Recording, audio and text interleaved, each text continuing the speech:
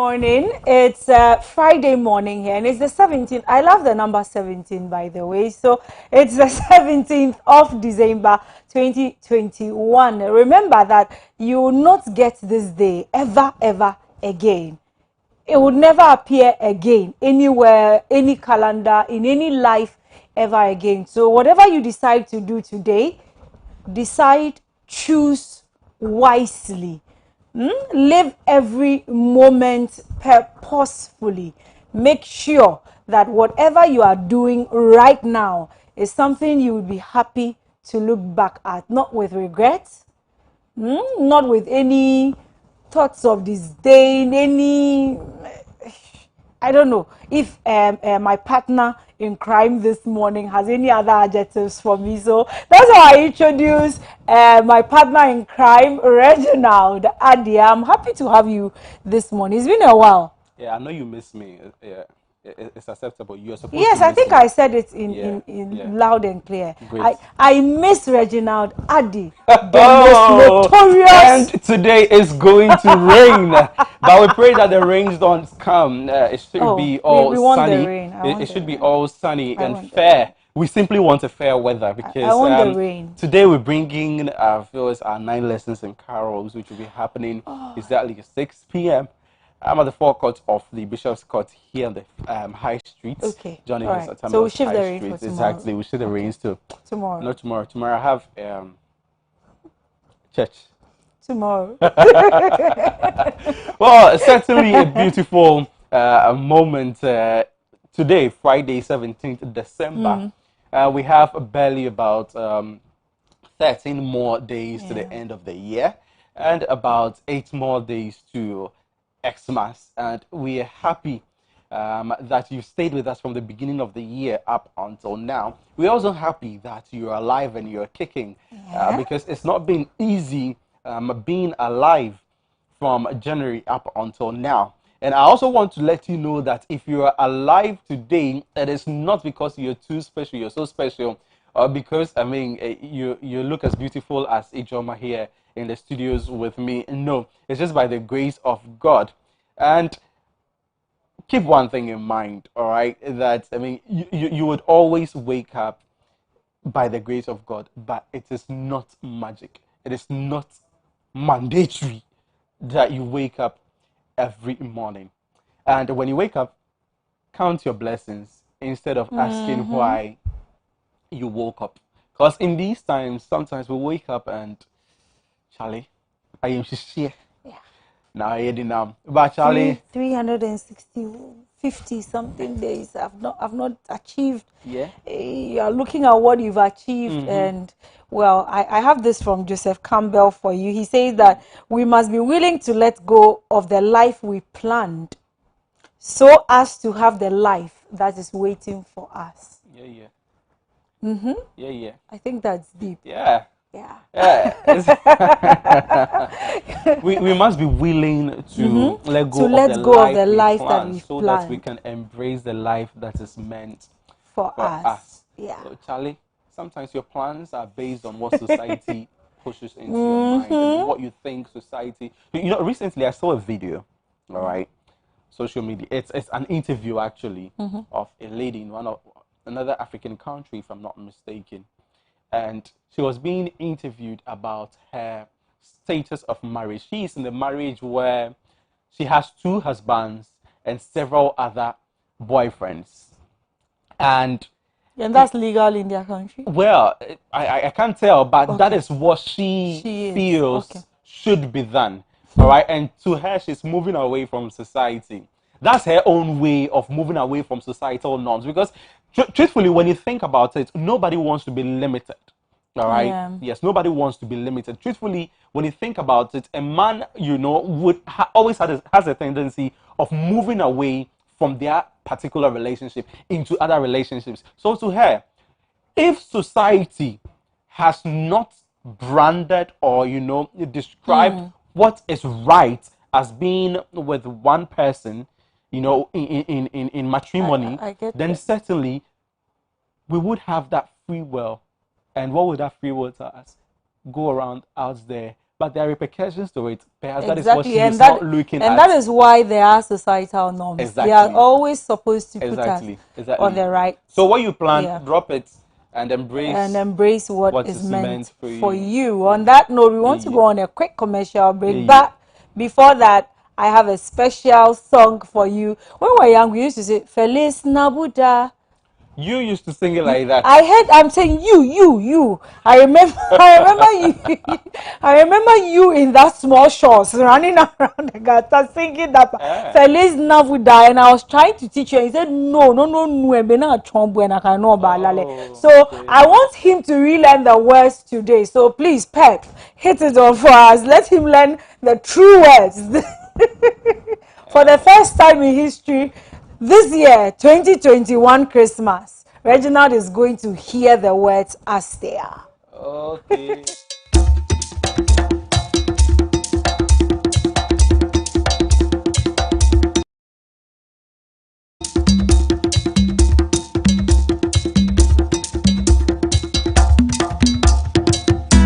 Felix cannot dance. Felix cannot dance. Felix cannot dance. But oh yeah, then Quran inside your beto. Felix cannot dance. Felix cannot dance. Felix cannot dance. But oh yeah, then Quran inside your beto. I wanna wish you a Merry Christmas. I wanna wish you a Merry Christmas. I wanna wish you a Merry Christmas. Afia to ye, get on the dance floor. I wanna wish you a Merry Christmas. I wanna wish you a Merry Christmas. I wanna wish you a Merry Christmas. Afia to ye, get on the dance floor. Felix Washeche Wabotai yo Felix Wabotai Washeshu Felix Washeshu But oh yeah then grand inside your beto Washeche Felix Washeche Wabotai yo Felix Wabotai Washeshu Felix Washeshu But oh yeah then grand inside your beto Siriba I wanna wish you a Merry Christmas. I wanna wish you a Merry Christmas. I wanna wish you a Merry Christmas. Afia to ye, get on the dance floor. I wanna wish you a Merry Christmas. I wanna wish you a Merry Christmas. I wanna wish you a Merry Christmas. Afia to ye, get on the dance floor.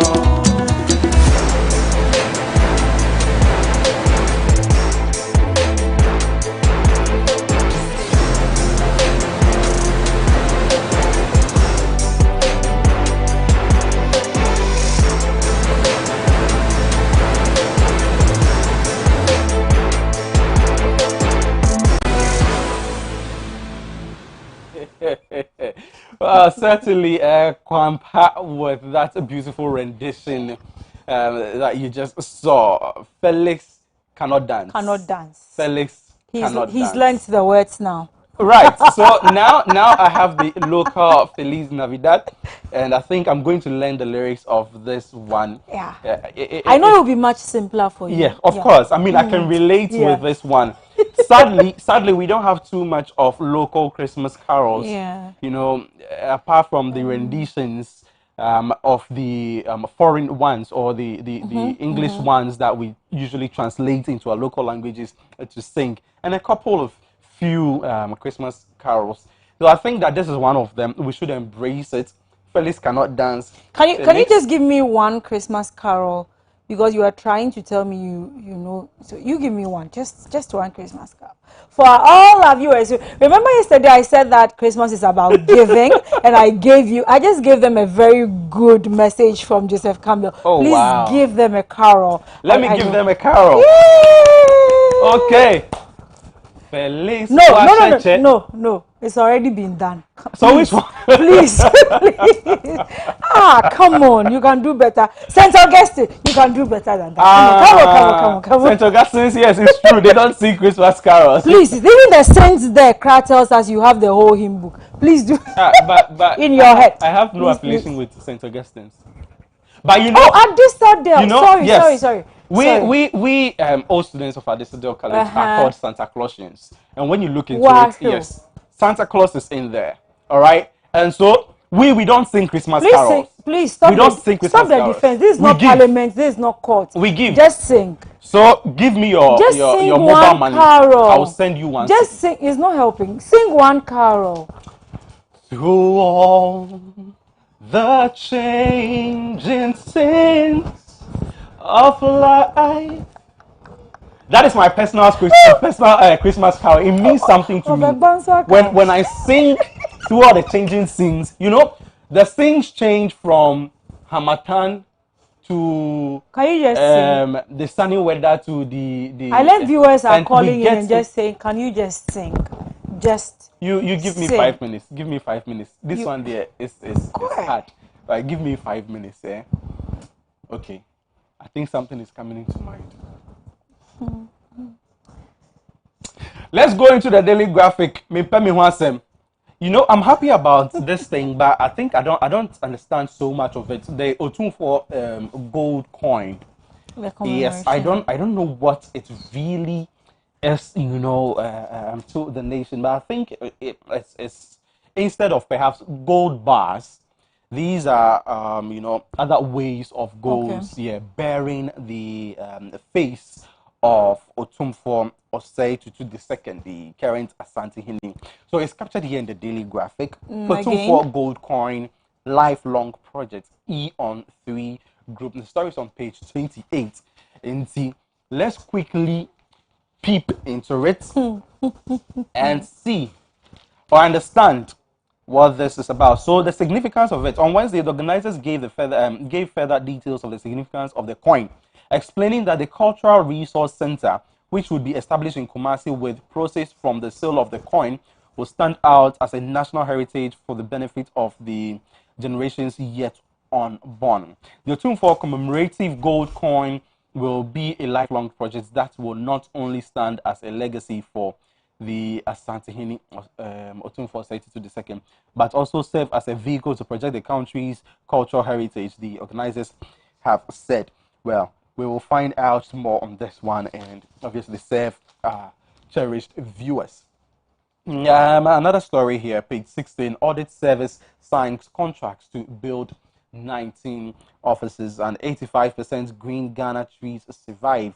NIB's report indicates. Stories on page 16. And yesterday at the minister's press briefing, the information ministry, they spoke extensively on the Green Ghana project. Some more trees to be planted in subsequent years. Now, the back page of the daily graphic, they call it the graphic sports. 2023 African Games logo and mascot unveiled.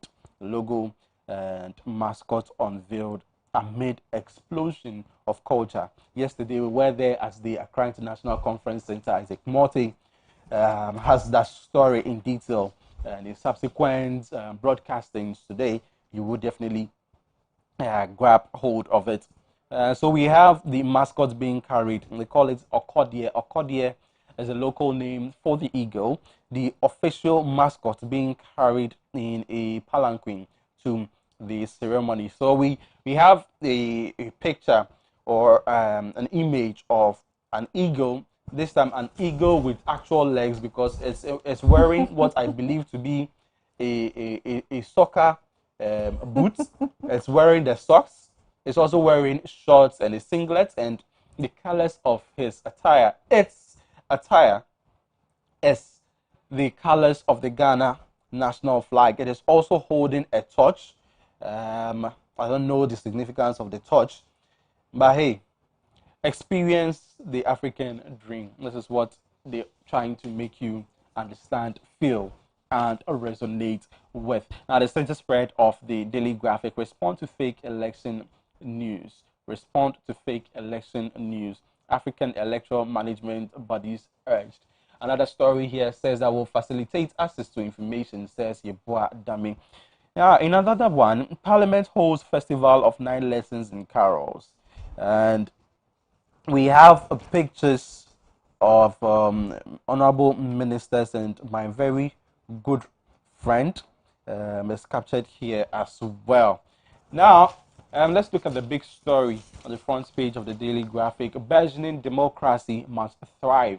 Consultations and compromises key, says Speaker. Yesterday, Speaker Alban Sumana Kingsford Bagbin assumed the seat in Parliament. He made a very lengthy analysis and also bemoaning some of the practices, speaking basically on the kind of precedence that is being established. He tried to be very democratic on that note as well. But he has said what he has said, and in the course of A.M Ghana today, we'll be bringing you some highlights of some of the things that the speaker said. Let's call it a sound for the Daily Graphic. Julia, what do you All have? right, I have the Daily Statesman with me, and I would want to start with the screaming headline here. It says, NPP set for delegates conference. And that story is on page 2. It's tomorrow, right? Okay. Yes, tomorrow. We are all going to Kumasi, minus me, of course. So how do you say we then? Because when I sit here, I don't just sit for me. I sit for virtually all my viewers. And it's interesting. The delegates conference has sparked a lot of concerns and controversies, and many aspirants hoping to unseat incumbents and all that. Yes, we've heard that they've been warned not to, hold massive campaigns, amongst other things, and the euphoria there in the Ashanti region is already, being felt, even in other regions, neighboring regions, and we in Greater Accra here are also feeling it. We wish them the very best. The very best. Yes, that is what is and essential I at this wish moment. all these ladies who take advantage of such programs as these to do their business. Oh yeah. I wish you all the best. At least this Christmas, you forget something chop small. So all roads lead to Kumasi for the NPP's delegates conference. And yes, we wish you the best. Everybody, whether you are contesting or whether you are casting a vote for, we wish you all the best. And I pray that there will be no bad reports at the end of the day, whether COVID-19 or any other, nothing. We close the doors to any bad reports coming from there. And I think enough said about it. I wanted to read, but because you spoke, it's okay, I think. But what I see here that raises concern for me is government to acquire more buses for Metro Mass. I don't know if the buses are to replace spoiled ones, or if they are, that's fine. But with all the traffic, the buses will come and they will spoil, so don't worry. Let's move on. When the buses are brought, they will spoil. We'll still buy new ones to replace them. Okay. So yes, I mean, we are in a country where we know the maintenance culture over here. We know. Julia, we know. So the new ones that are coming, they are coming to replace the sports ones, and that's okay. It. Yeah, we want to behave like the white man when items get destroyed a little bit here. Let's pack them and send them to Africa. So we in Ghana will send those sports ones to Africa, and then we will import new ones. And so let's keep it. Like all right, that. Yeah. All right. Yeah. So let's keep it like that. He says enough for me, but I can see he's passionate about this. I'm passionate about it because there are times when if government was serious about its transportation sector, trust me, so many things would be better off in this era. If we're serious about transportation in the railway sector, if we're serious on road transportation, where is the Ghana Airlines? Where is it? What happened to it? If we're serious about transportation, I'm telling you, many things will go better for us as a country. If you are the truck drivers, when they went on strike, they had to take kudos to IGP Dr. Dampari, who gave access to police buses to convey. Yes, these are state buses, but not the commercial state buses. Where were they? Where were they? Where were the commercial buses? Where were they? And during COVID-19, Yes, some were let out there to cut the frontline health workers, amongst other things. But you could see how they were also crowded in the Yeah. buses. Many are not your country, Yeah, no. Oh, Okay, yeah, okay. we, Enough. yo, It's Christmas. yo, Okay. yo. Fatih Abubakar schools EMBs on election communications. Well, that's on page 2. What did Fatih say? Should we go into that? The Deputy Minister of Information, Fatih Abubakar, has asked African electoral management bodies, that's the EMBs, to set up modern and robust communication machineries to effectively respond to misinformation that characterizes the conduct of elections. She made the call at the opening of the 7th ECOWAS Network of Electoral Commissions General Assembly meeting and biennial symposium in Accra. I guess this was done yesterday. There's no dates anywhere. Okay, I guess it was done yesterday. All right. Green Ghana records 85% success rate. That's coming from the Deputy Minister.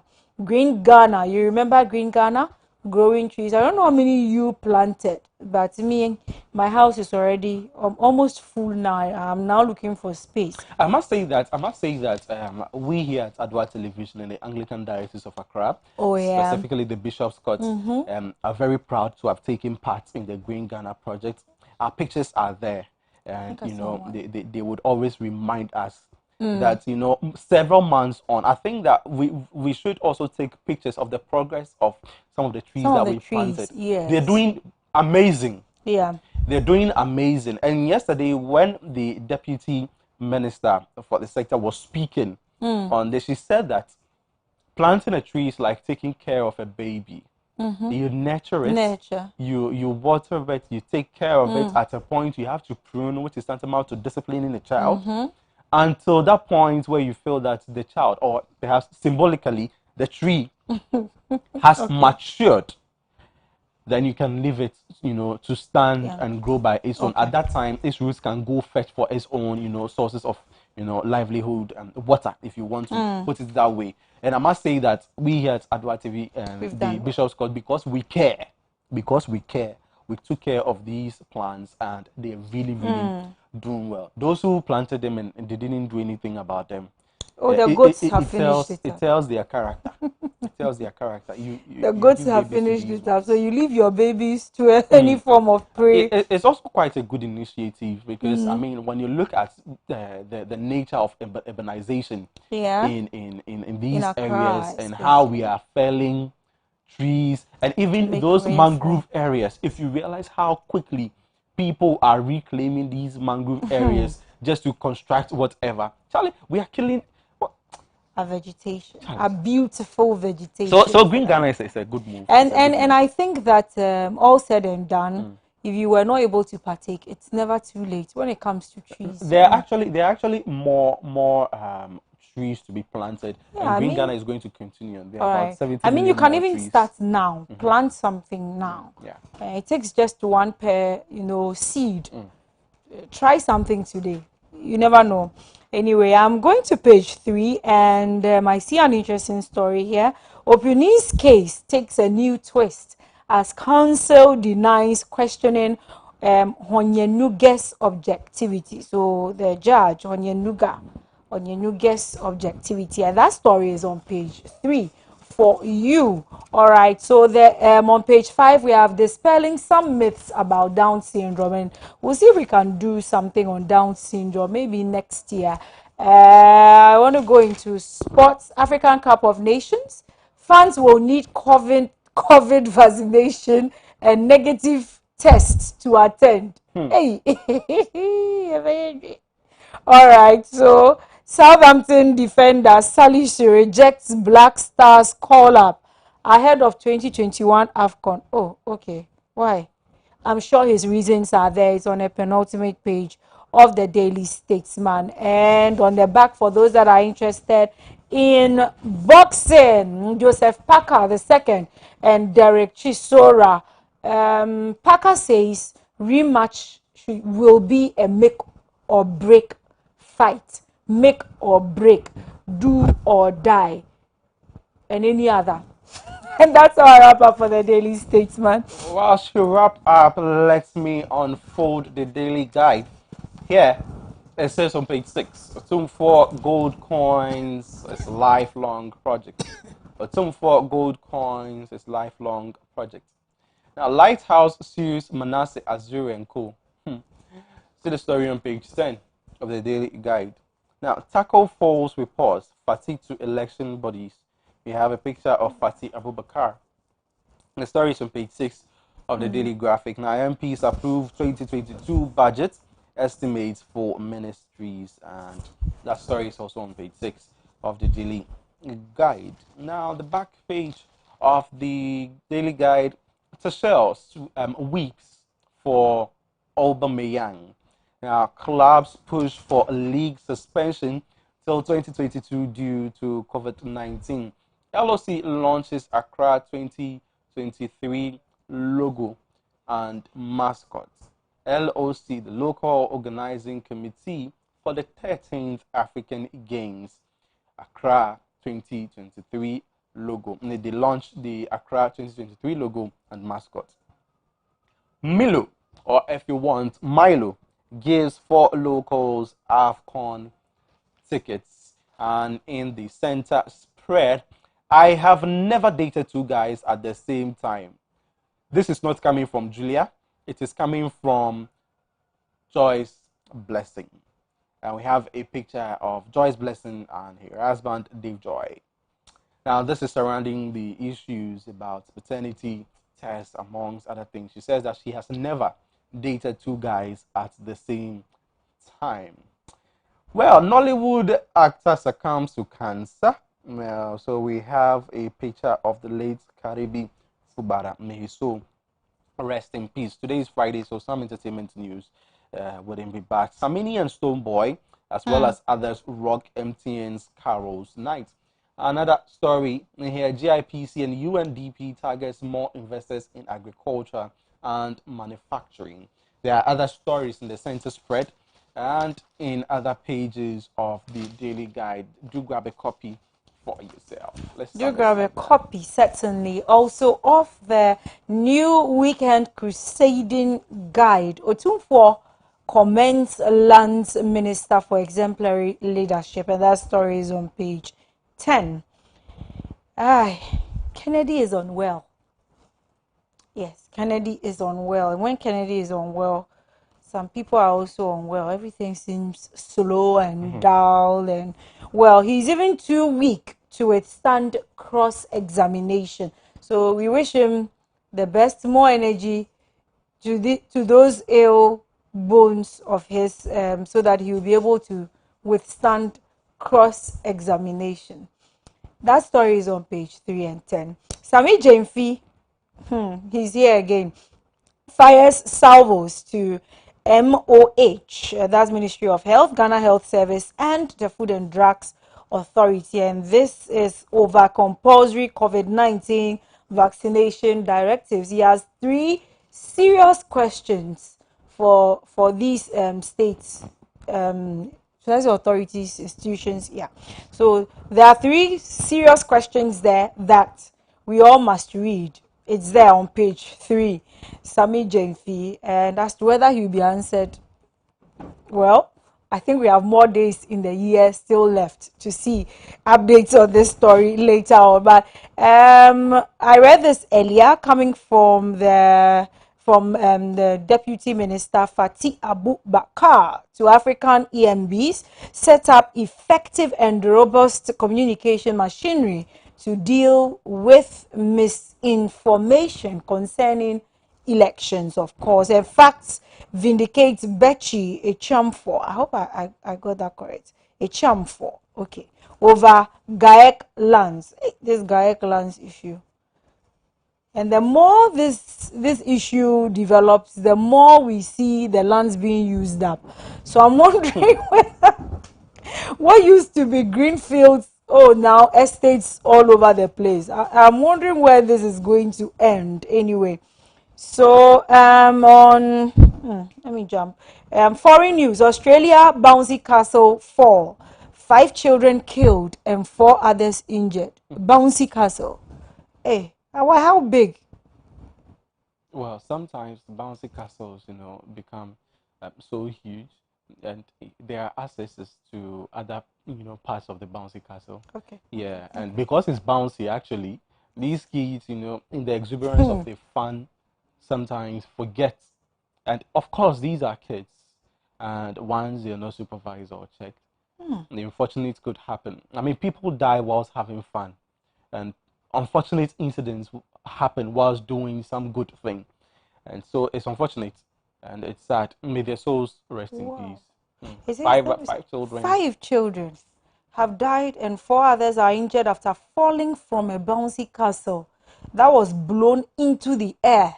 Oh, I don't know if I'll ever risk putting my children in I such. can't imagine. I can't imagine what this is. I don't know how a bouncy castle begins to, Hey. float in the air. But maybe And the it's one accident of was those caused by a innovations. wind gust, Oh. which happened on Thursday at a primary school fun day in Devonport, Tasmania. So the police said the children had fallen from 10 meters, that's 32 feet, with both boys and girls being part of the victims. That's okay, it's enough. Dutch royals regret holding party amid surge in COVID cases. And I want to do a little sports, maybe something that is different. Okay, KNUST hosts Ghana Junior Olympics. We'll see, and I hope it covers everything. I hope it covers every discipline, and that will be it for the new Crusading Guide. Oh, you are out. I'm So out. should I give you the chronicle? Do take the chronicle. Take it Oponi over. is there. I've already read about him. So Oponi may be hallucinating. Justice Clemens Honyenuga. His picture is there. Dr. Stephen Oponi wanted the judge to recuse himself. Okay, so that his application to prohibit him is malicious, mischievous, and frivolous. Hey, Oponi, what's going on? It's like every week there's something new, from sleep disorder, from sleep. Now he's hallucinating. But I think that when you look, there's a pattern. You can't track it. I think no. There There is a certainly is a pattern. pattern. Yes. When you have sleeping disorder, Hallucination I mean, should be there. yeah, it sets in. You see things that are not happening because you deprive the brain of rest, Yeah. and the optimum supply of oxygen to the brain Yes. is reduced. So obviously, the brain begins You to see, work because on. he usually talks a lot about a lot of things. That's why I wanted him to give the carol, which he ran away from anyway. But we'll get back to. I have not forgotten. I will I've shame not you. forgotten. Class FM apologizes to Efia Akoto over Ajua Safo. Hey, what's the? Why has she said something again? What was it about her? That's Take what the I headline want to again, let's find. see. And there's no page number. There's no reference. What did the headline say? Class FM apologizes to Ifia Akoto over Ajua Safo Gaf. Oh, I see. And I see, if I don't even know the Ifia Akoto, but her picture is here. She looks very familiar. I don't know if it's a black and white. Okay, so Class Media Group, owners of Accra FM, have apologized to the Deputy Chief Executive Officer of Microfinance and Small Loan Center, Maslock, Ifia Akoto. The group rendered an unqualified apology to Ifia Akoto on unsubstantiated comments made on Accra FM. Okay, all right. She allegedly impersonated the member of. Oh, okay. It's on that particular issue. The Parliament impersonation issue. All right. I leave it at that. Cruel gang kills 2 cops in Upper East. Yes. And when I see the picture of George Ekufo Dampare, I'm assured that everything will be set in order. He has placed a bounty on the heads of the killers, asking for anybody who knows, anything. Any information. Yeah, or could give information that could lead to the arrest. identification of those suspects. I think it's about a 50,000 Ghana city bounty. Hey, this one I wish I was in the Upper East. If you know the people that committed this crime, this Christmas could be your, you know. Yeah, so I'll give you my contacts. I'll put my phone number there. If you know any information, just contact me. Awula, Okay. you are not the Ghana Police Service. Don't mislead I'm them. helping. I'm only helping. Now, talking about Dampire, I saw a story. Someone put a story about him yesterday on Facebook. I was reading how he actually helped her save the father's life. Yes, during the COVID times where there were restrictions, actually went because there was traffic, I think on a Spintex, and she couldn't find it. The father was in some form of a seizure, couldn't move. So he actually helped, gave her some police escorts, and he said it got to a part the drivers were still not giving her space, so the policeman even got her to go to the passenger seat, took over the wheels, and they drove to the hospital, and that's how her father's life was saved. So that's job well done. As you continue to do more, we'll continue to hail, yes, good things, as your achievements also increase. So misinformation during elections must be dealt with promptly. That's coming from Fakti Ma. And can the VIP overturn a decision of the parliament? Of the president, sorry. Okay. Can the VIP overturn a decision of the president? That's a serious question. Backbane asks MP. And we have the pictures of the two there. Alban Bagbane, Speaker of Parliament, and Joe Osei Owusu, the first Deputy Speaker of Parliament. And that's how Chronicle likes to make things interesting. So I wrap it all up with Proverbs 23:33. Your eyes will see strange sights, and your mind will imagine confusing things. Talking about hallucination. Hey, hallucinations. Let's take it again. Let's take it again. Okay, Proverbs 23:33. Your eyes will see strange sights, and your mind will imagine confusing things. It could also be a vision, not necessarily hallucination, you know. Not when it ends with confusing things. I mean, visions Context. could be confusing, especially when you don't understand what it is trying to tell you, and But it especially wouldn't when the confuse you. mind Then when is you don't not know, you don't know. good You are not enough confused. to- When you don't know, and you when don't the know. mind, You are not when the confused. mind is not, what were you saying? When you the don't mind know, is not you don't hooked know. to. Am I confusing you? No. Okay.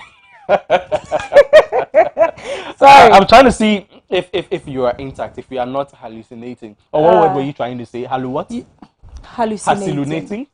You wish. To what? You wish. Well, Anyway. we are not hallucinating when we tell you that tonight we'll be bringing you great tunes by way of our 9 lessons in carols. Yeah. Today is going to be amazing, certainly, with amazing guests passing through. We are going to have certainly the right Reverend Bishop of the Anglican Diocese of Accra. We'll be having him in the house. We'll be having some ambassadors and high commissioners as well in the studios. We'll be having the American ambassador. We'll also be having representatives from the South African embassy in Ghana. We'll be having representatives from the Rwandan embassy here in Ghana. We'll also be having some important dignitaries like the Executive Secretary for the National Labour Commission, Honorable Ofusua Samoa. We'll also be having the Executive Director for the National Road Safety Commission Authority, Engineer Madam May Obri Yeboah. And the guests would be, amazing. We have Dr. Grace Bachman, medical doctor for Sonotech. She is with the Sonotech Medical and Diagnostic Center. And we'll be having a wonderful choir as well, the TM Cube, to be giving us amazing tunes. We'll be also hearing from your favorite Reverend Father Ebenezer Clotty, your favorite hymnist. We'll also be hearing from Minister Terry Johnson as well. And it's going to be fun-packed. It's going to be amazing. There is a surprise drama as well that some staff of Adva TV have orchestrated to enact to you. And I can...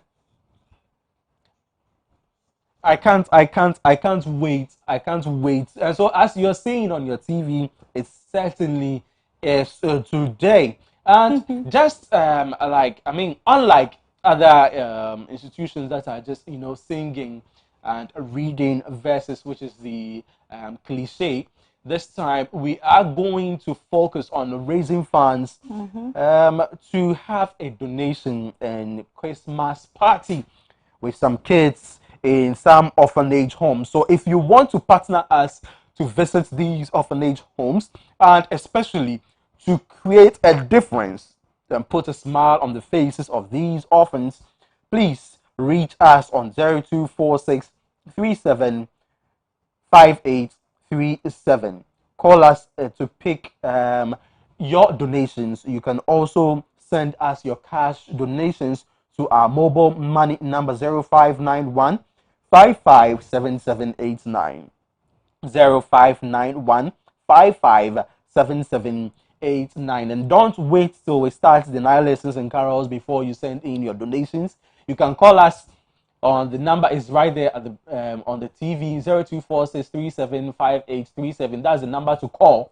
And if you want to send Mumu 0591557789. The name on the mobile transaction is Adwa Media Consult, and we are saying that nobody ever became poor by giving. Giving is actually the portal or the avenue to open windows for you to receive a blessing. So come one, come all, tell a friend to tell another friend that Adwa TV is doing something amazing, because obviously we bring good things to life and we want to do same for the street children. It's today. It's happening today. And see, don't lose God. If you miss any year, voila. Voila.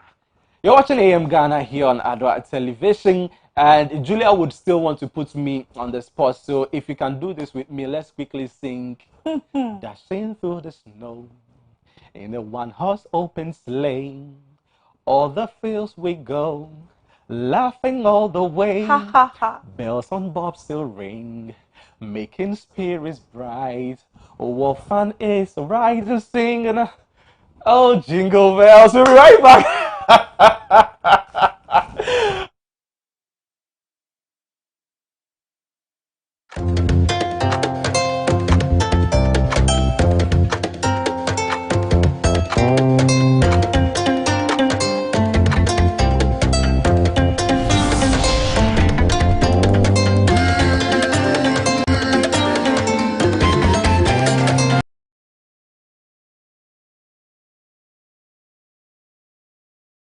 Members,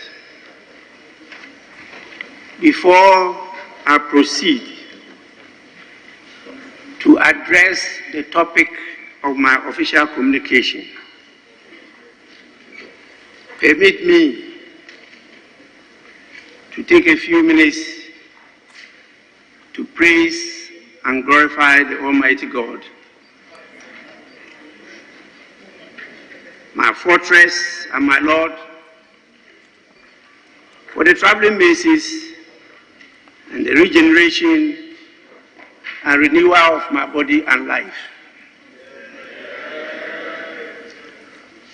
I'm so grateful, and I want to say thanks be to you, O Lord, the Creator and Master of the universe. I'm eternally grateful to you for your grace and love. I also take the opportunity, honorable members, to thank you for holding the fort in my absence, despite the fact that the conduct of some members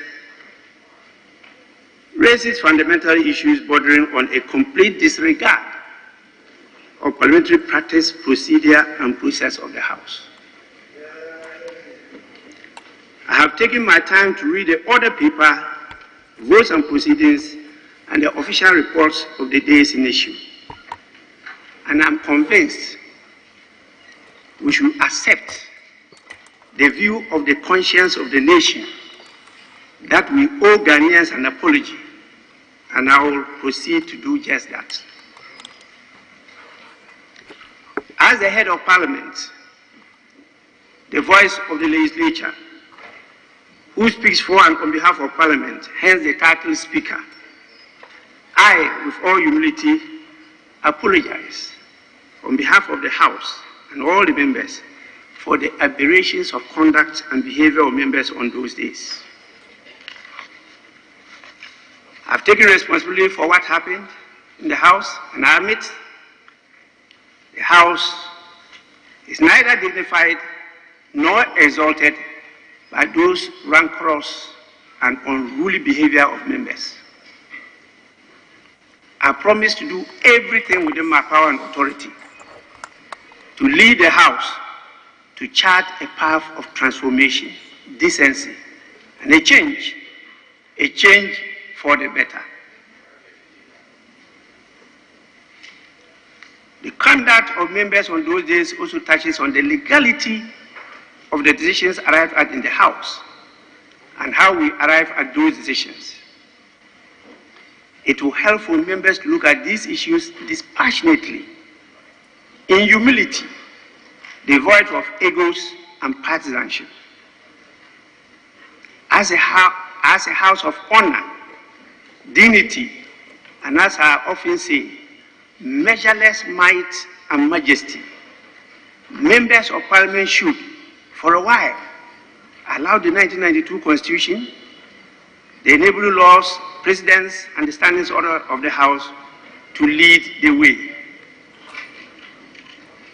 It's important I acknowledge that the leadership of both sides of the House have led in trying to create this atmosphere I'm talking about. And I want to commend that initiative by leadership. That what happened belongs to the past, and that we're going to chart a new leaf of life in this House. Honorable members, I think it's important we all think about how to strengthen the work of this House and by extension, strengthen Ghana's democratic governance.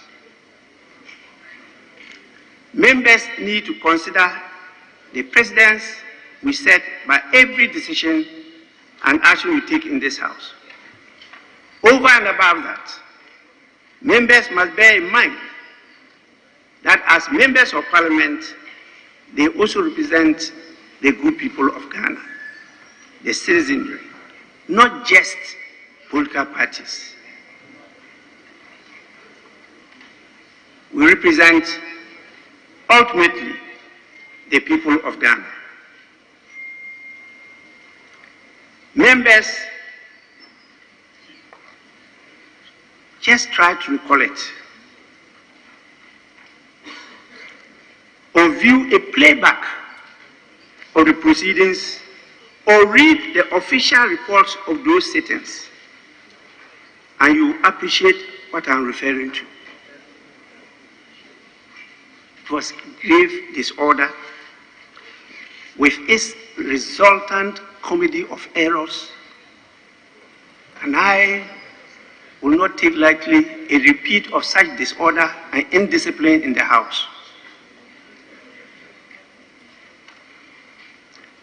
Honorable members, I will not bore you or our audience with a recount of the scenario of those proceedings. It is, however, incumbent on me to make a pronouncement on these matters and provide some direction on the path to be taken as a House to ensure we are taking steps to fulfill our sacred duty to the people of Ghana.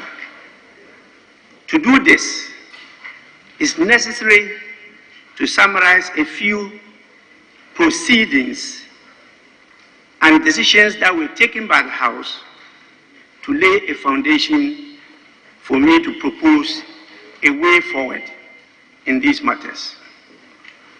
And the first issue I want to consider is the issue of quorum for the conduct of business. and quorum for voting in Parliament.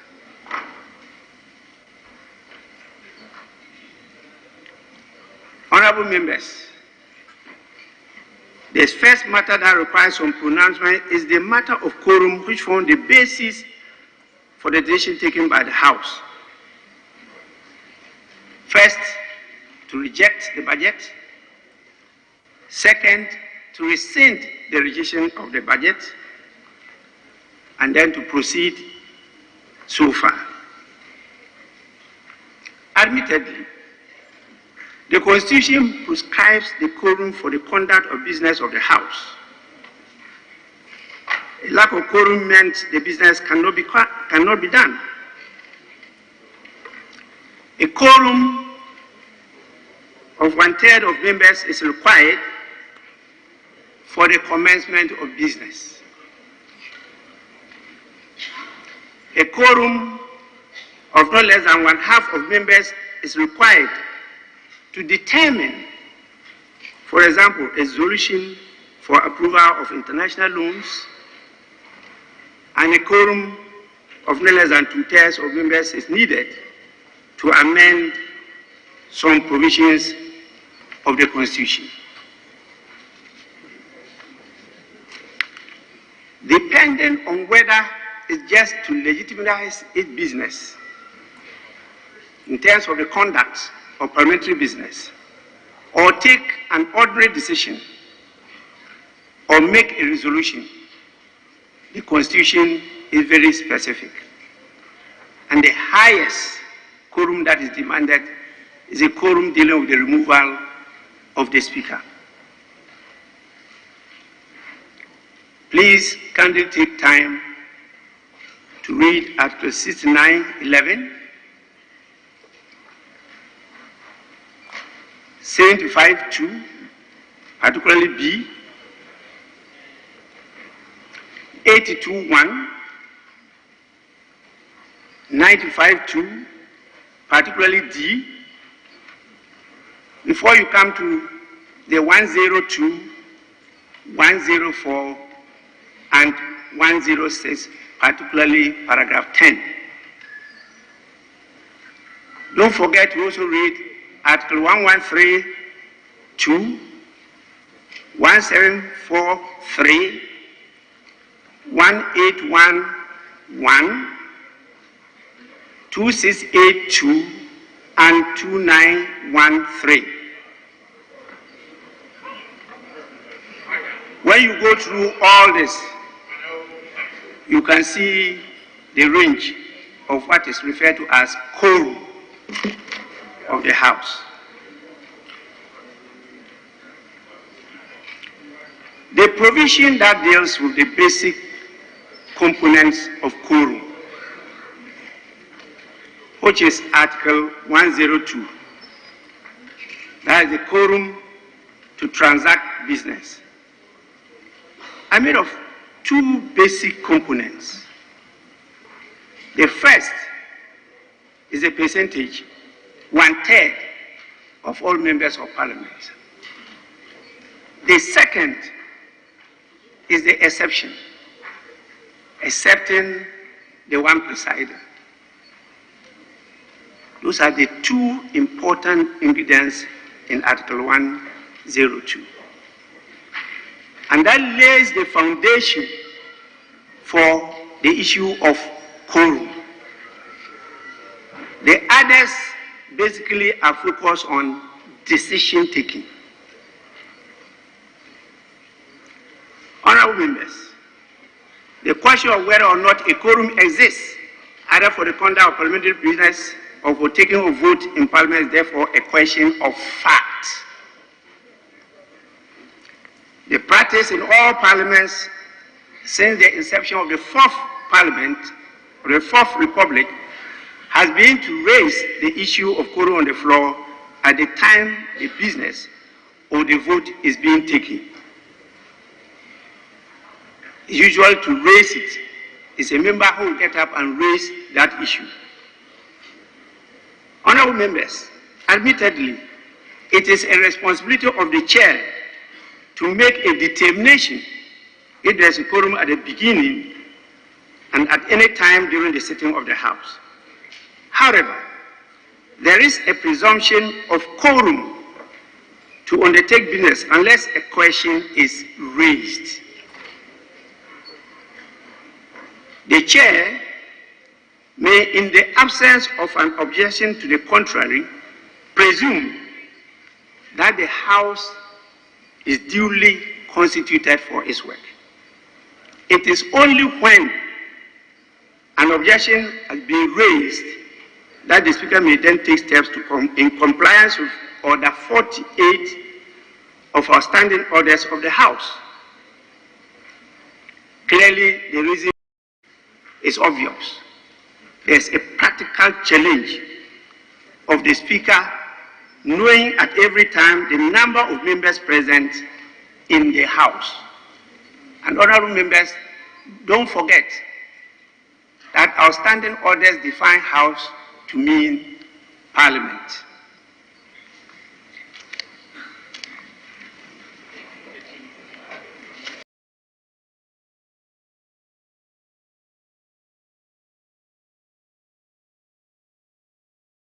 To say, however, that where the fact of the absence of a quorum is notoriously obvious to the chair,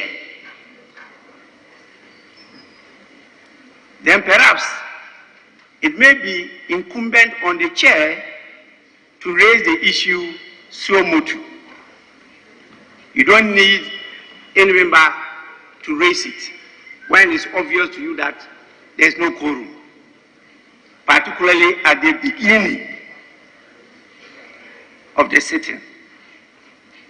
As we are now, I cannot tell how many members are present in Parliament or in the House. Be that as it may, honorable members, the precedents and the practices and conventions of this House require that the issue of quorum be only raised on the floor. When the matter is not raised on the floor, the only prima facie indication of the number of members present is in the record of the votes and proceedings of the House.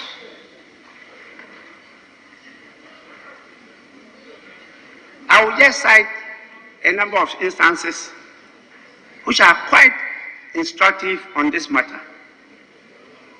The first was on the 20th of June 2002.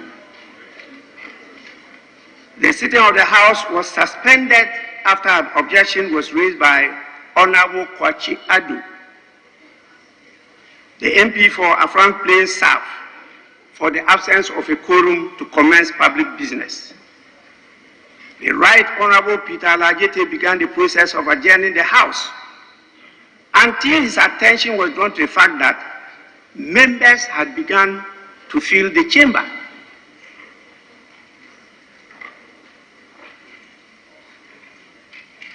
And so he could not adjourn the House or even suspend sitting. It is important to reiterate the comments of the then majority leader, Honorable Papa Osu Ankuma, who cautioned that the issue of quorum be looked at since members could be in attendance at committee sittings and be conducting parliamentary business but not present on the floor of the House, and thus not counted for the purpose of forming a quorum.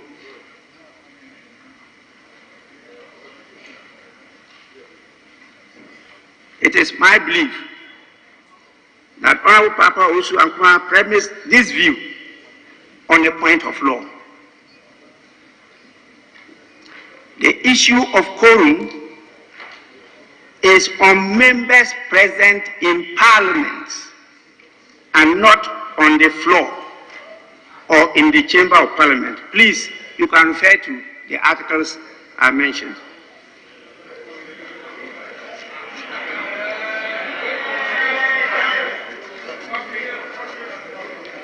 Similarly,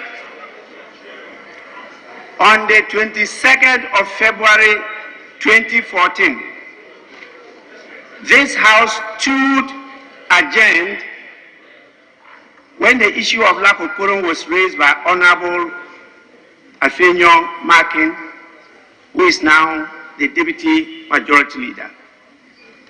Again, on the 9th of November 2018, it was my good friend, Honorable Katie Hammond, who raised the issue of lack of quorum in the House during the consideration of the Right to Information Bill. On the 20th of November 2019, the Right Honorable Speaker, Professor Okwe, suspended sitting after Honorable Mahama Yaga indicated that the House did not have the numbers to continue the debate on the 2020 budget. Again, in this instance, the issue of quorum was raised by a member during the proceedings.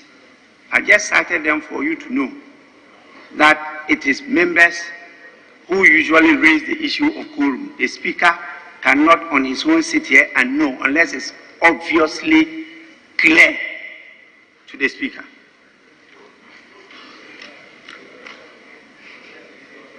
Honorable members, what the presidents tell us, and they abound in so many days in our Hansard, is that the issue of lack of quorum is usually raised by a member of the House or the Speaker himself, as I stated earlier on, with regard to a clear paucity of numbers in the House, may ask for an adjournment. Usually, at the beginning, is for an adjournment. But during the course of the proceedings, the Speaker can suspend the sitting due to the absence of a quorum. Honorable members, staging a walkout is a legitimate form of protest and is part of our parliamentary norms and practices. Indeed, there have been several walkouts since 1997, and each side of the aisle has used it as a legitimate tool to register their displeasure with one issue or the other. As the leader of the minority, I employed it on several occasions between 2001 and 2008. What is important for us to note is that the staging of a walkout, however, does not render Parliament incapable of performing its functions.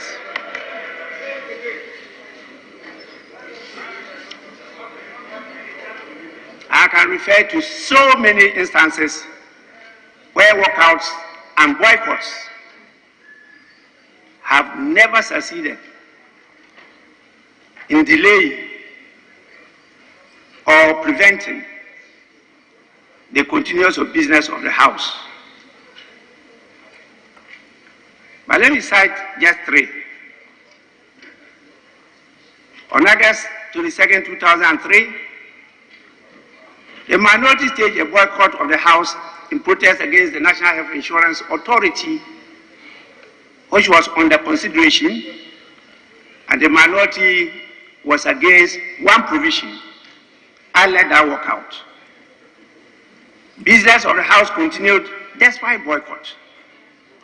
The total number of majority members used to justify a quorum was what was recorded on the votes and proceedings of the day, and not the number that was on the floor. On the 23rd February 2005, the minority, again led by my good self, staged a walkout of the House because of the consideration of the Customs and Excise Petroleum Taxes Bill. Despite the walkout, proceedings continued, and the quorum relied upon again was on what was recorded on the votes and proceedings as present, including the names usually of the minority members who had walked out. In 2014, That was 19th November. The minority staged another walkout, and this time led by my good friend, the current majority leader of the chamber,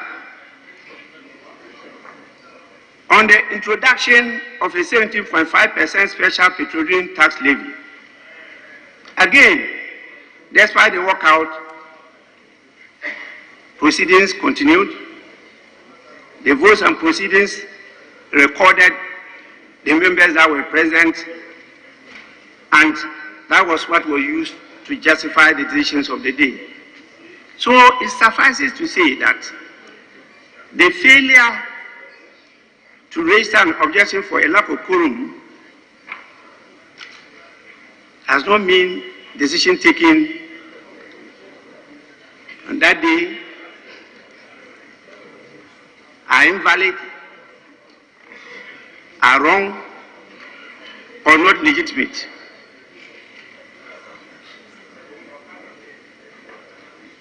The actions of the House therefore stands to me on Tuesday, 30th November 2021, bring into sharp focus.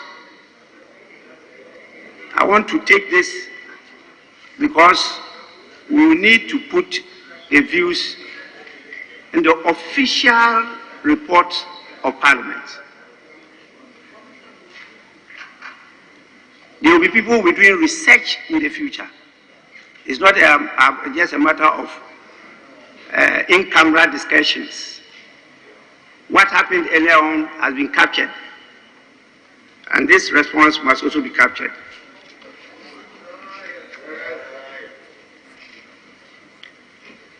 The actions of the House on Tuesday, 30th November 2021, bring into sharp focus the powers of a Deputy Speaker vis-à-vis that of the Speaker.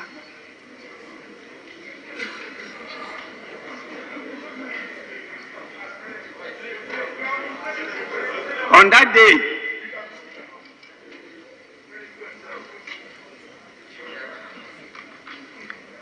the first Deputy Speaker of Parliament presiding found that the vote taken on the 26th of November rejecting the budget was null and void, and the requisite number was not present in accordance with Article 104 of the Constitution.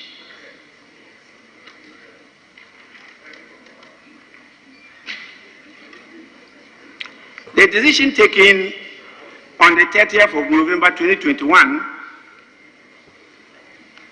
which decision stated I acted ultra vires the Constitution. When I put the question on the 2022 budget statement and economic policy of government, appears strange to me. The House was duly constituted for its work for the purposes of business, and voting in accordance with Articles 102 and 104 respectively, and the public record of the votes and proceedings of the House on the 26th of November lends credence to this position.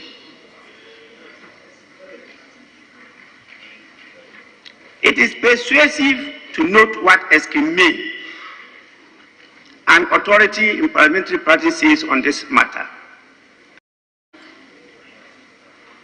The Speaker's rulings constitute precedents by which subsequent speakers, members, and officers are guided. Such precedents are noted and in the course of time may be formulated as principles or rules of practice. They are an important source of determining how the House conducts its business, unquote.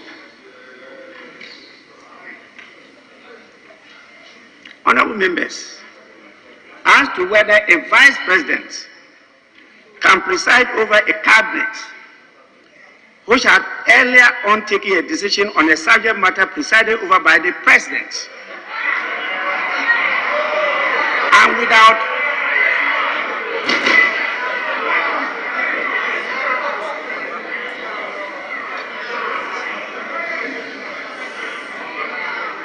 and without consulting the president, get the cabinet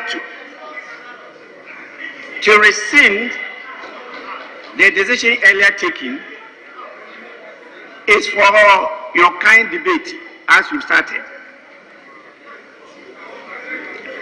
But who am I to say my deputy, the first deputy speaker, the honorable member for Bekwai constituency, Honorable Joseph Osei-Usu, the wise,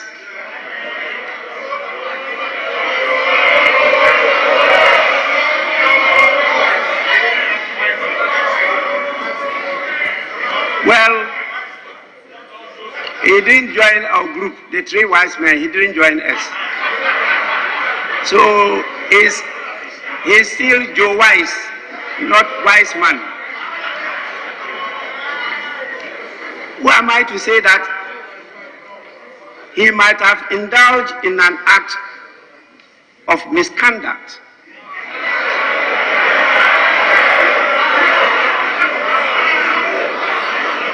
Tantamount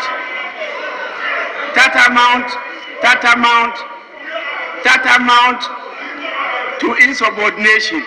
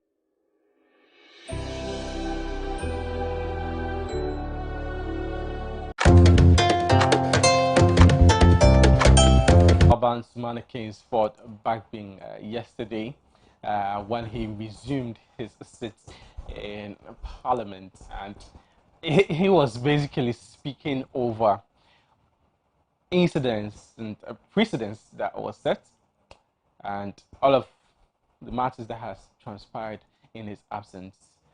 And perhaps in the course of the show, we would play the full tape to you. If not, you can always visit us on our social media platforms where we'll be uploading them so that you can have the full glimpse and understanding of the speaker's presentation. But we thank God that he's back, he's alive, and he's well and kicking. And that's the order of the day shall proceed. But it's time for the newspaper review segment, and I'm joined in the studio by a representative of the New Patriotic Party, Madam Sally Odei Amweni. Good morning, Sally. Good morning. And welcome to our studios. How are you doing? I'm great. What about you? I can say that I'm great as well. Just waiting for Christmas. Well, we are in the season. I mean, as you can see around us, we have the Christmas tree. I heard you sing a carol this morning. I was wondering if it was a hymn or it was a carol. Okay, so it was very confusing. I set off with a hymn, and of course, I wanted to take Julia by surprise, but I ended up surprising myself because Yes. I forgot the last line of the first verse. It's fine. Merry Christmas to you in advance. Now, Same to you. it's rather sad that as we head towards the Yuletide season, we're expecting to meet family, get involved in a few gatherings here and there. At the same time, Omicron has popped its head up, and whether we like it or not, we're going to have to be safe and abide by all those laid down protocols. In the meantime, the Ghana Health Service has made vaccination compulsory at the airports, especially for those who would come in and those who intend going out of the country. Many have played against it. What is your thoughts, firstly, about the position of vaccination? Thank you very much. I would like to greet your viewers first of all. I was enjoying your program on my way here. I mean, I love every bit of it. Let me also greet every member of the New Patriotic Party, our General Secretary.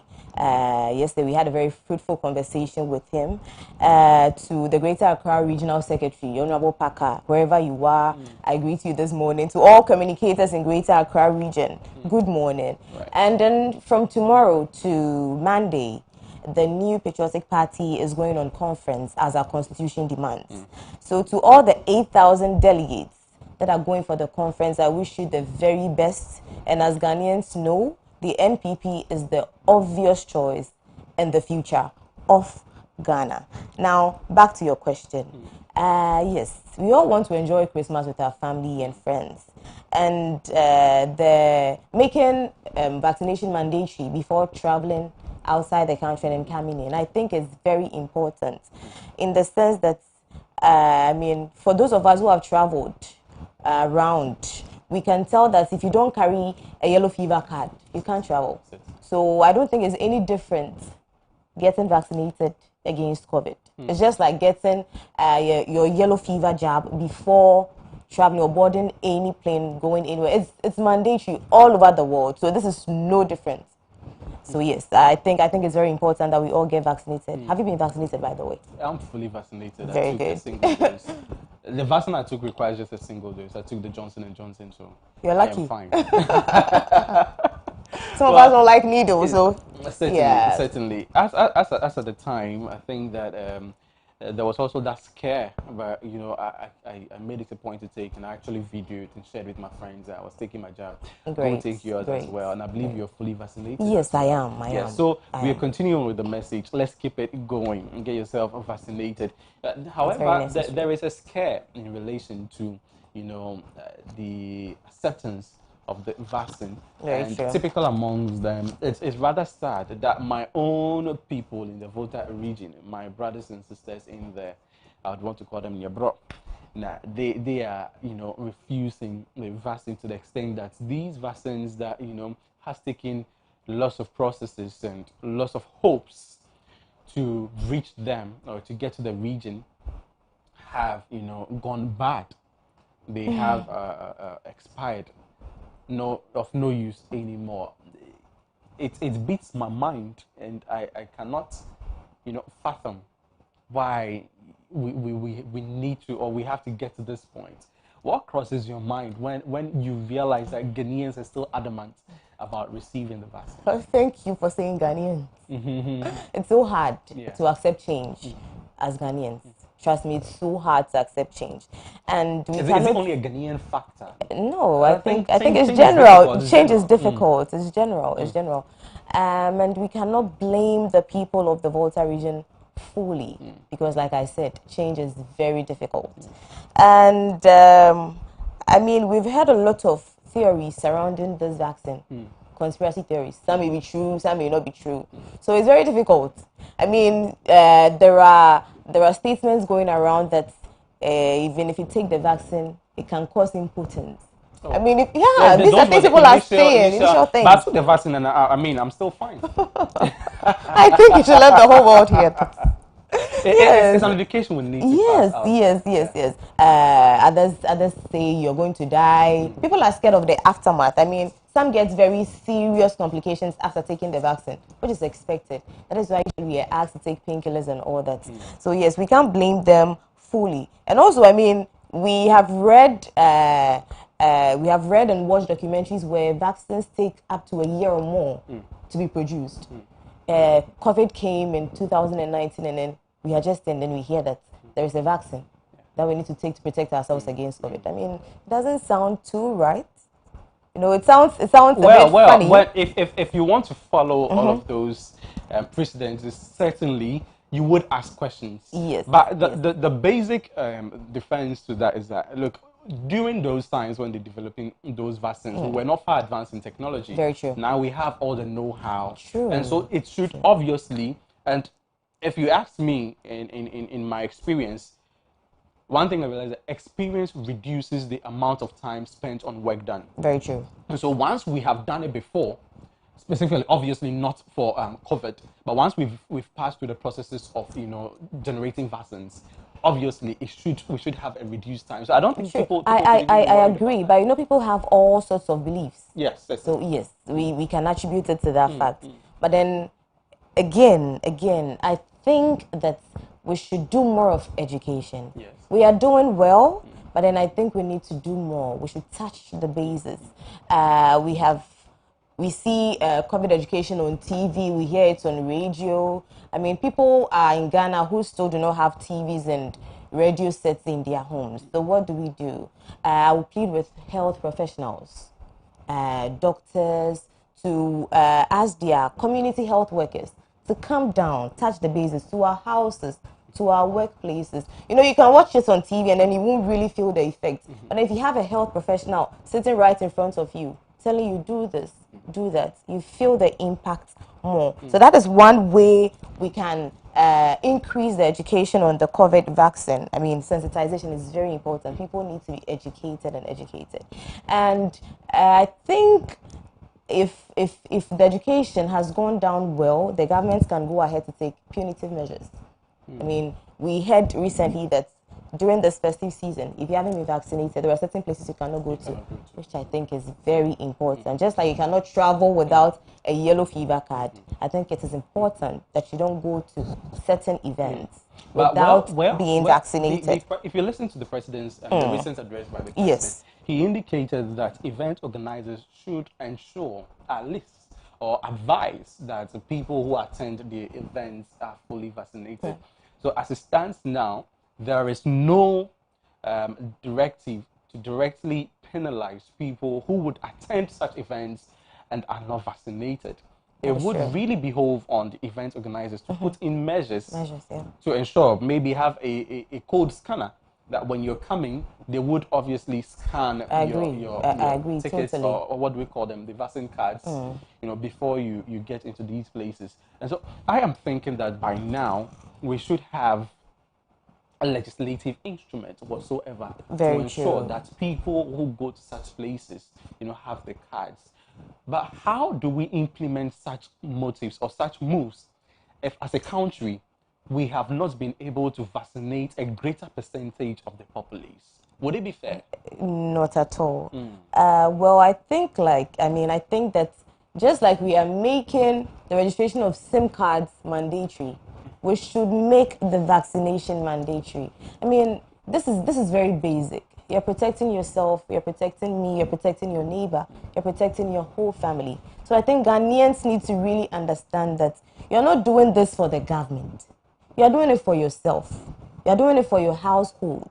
You're doing it for your community, just so that we can all enjoy this Christmas in peace. I mean, we don't want anybody to die from COVID. It doesn't make sense. I mean, there is more to life than dying by COVID. So yes, I think Ghanaians need to understand that you're not doing this for the government. And so the government doesn't have to push you to go and get vaccinated. Please, if you're watching this, it is important for yourself, for your family, for your community, get vaccinated. So yes. Well, education is one of those important aspects. But then, if you liken vaccination to SIM card registration, I believe that a lot of people who are watching would have already, raised eyebrows or exclaimed in a way or the other, because SIM card, is external and vaccination goes internal to the body. Very true. Now, many have, argued that you can't force a person to take something they don't want to take. That is true. We all have our rights in one way or the other. What do we do about people? Because there is actually an article in the Constitution that mandates the Ghana Health Service or the health director to, by Constitution, mandate the vaccination of some specific people in a specific area, unless, of course, a health director or a health professional has indicated that the vaccine may be detrimental to a person's health, which unfortunately we've not had in the case of vaccinations. Exactly. Now, what do we do about these people Exactly. who don't want to, who are arguing that they have the right not to be vaccinated? Isn't it right? Well, I'll come back to the yellow fever thing again. These same people, trust me, if they are given the opportunity to travel, won't hesitate to go and take the yellow fever vaccine. It's the same thing. The president, in his address earlier this week, stated emphatically that the vaccine is very safe. The vaccine is safe. I mean, we all have human rights, undoubtedly. But then please, this vaccine is safe. The same way, if given opportunity to travel, you're going to take the yellow fever vaccination without hesitation. I think it should be the same for COVID. It is safe. So I think it should be very basic. All of us should just go for it. Now, how safe, I mean, if you're selling a product, you know there is this marketing caveat that goods sold are not returnable, right? Now, this could mean that there could be some problem with the goods. This is the assumption that, you know, customers perceive or have when they see such posts in some shops, and so they avoid them. Personally, I avoid such shops because I can't come and buy, and if the product is defaulted, you blame it on me. I can't return it. I mean, we are talking about value for money. Yeah. In the same manner, companies that are producing vaccines have been indemnified. The government has also been indemnified. Don't you think that this is creating that scare that, okay, there could be some problem in there with the vaccines? So that is why perhaps people in the Volta region, for instance, are avoiding the vaccine. Well, I think we should look around. We should look around. I mean, not to go too far. I mean, let's look around. A number of people have taken it in the country. I mean, a great number of people have taken the vaccine in the country. You have taken the vaccine, right? I hope everybody in your house has taken. Definitely, there is someone in your community who hasn't taken because the person is scared. Per what you just told me, I mean, per your submission. Yeah, the taxi drivers in my area. They can look at you.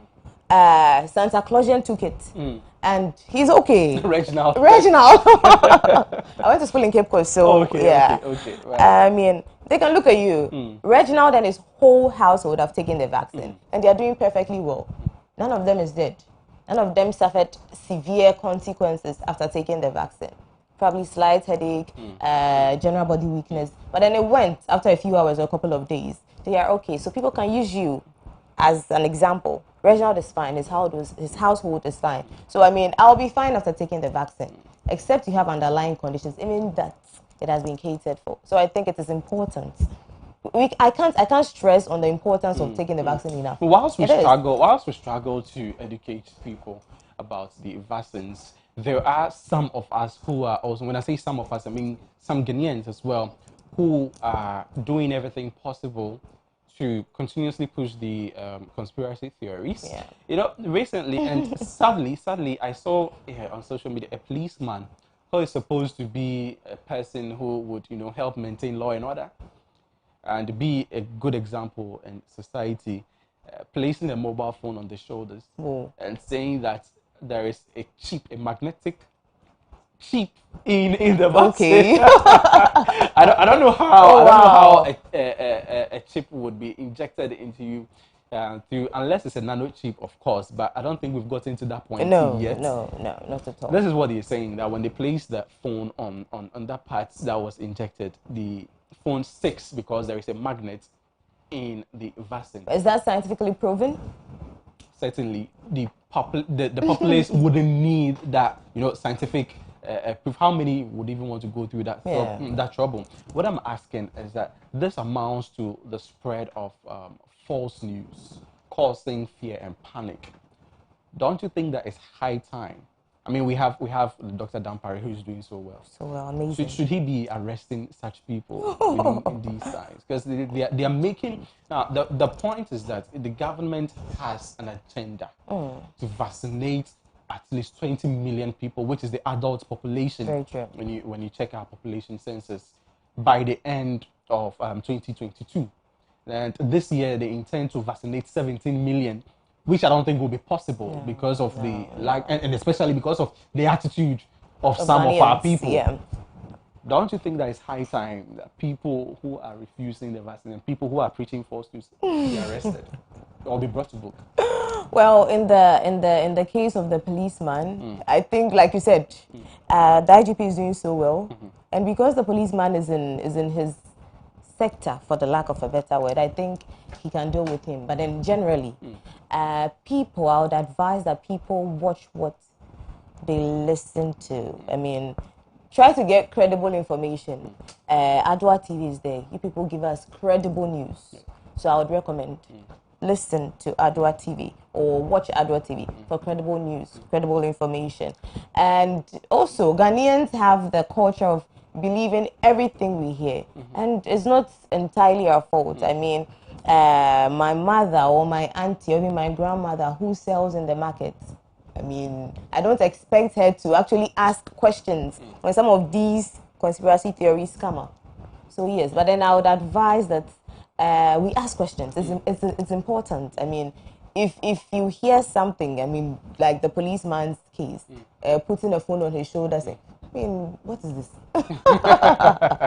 It's funny. It sounds funny, but it may not sound funny to someone else. I mean, so it all boils down to education. Now Let's let the people know even more. You keep, for me, the cement in your presentation is education. Education. As a Education. measure of superseding the challenges we're experiencing Very true. in vaccination. Now, when it comes to government business, for instance, the NCC is that arm that has been put, or set aside to disseminate necessary information. Most of the time in our conversations with the NCC, what you hear is that we are under-resourced, we are under-resourced, we are under-resourced, we are under-resourced. And this is a government that is very particular, about the well-being of the people. And in relation to the well-being of the people, you agree and you are presenting that education is necessary. Why are we not equipping those institutions to continuously educate Ghanaians? Okay, thank you very much. Well, I think the government is doing well. The government is doing its part. But let's also note that education shouldn't only come from the NCC. It's a body that has been set aside for education of this sort. But then it shouldn't only come from the NCC. You and I have a role to play. I mean, like I said, we shouldn't only hear about COVID information on TV. You can tell a neighbor about it. You can tell a friend. It shouldn't just be about. I think the government is doing very well. The government is doing very well to equip the NCC. But then also, it shouldn't just be the NCC that is responsible for COVID education.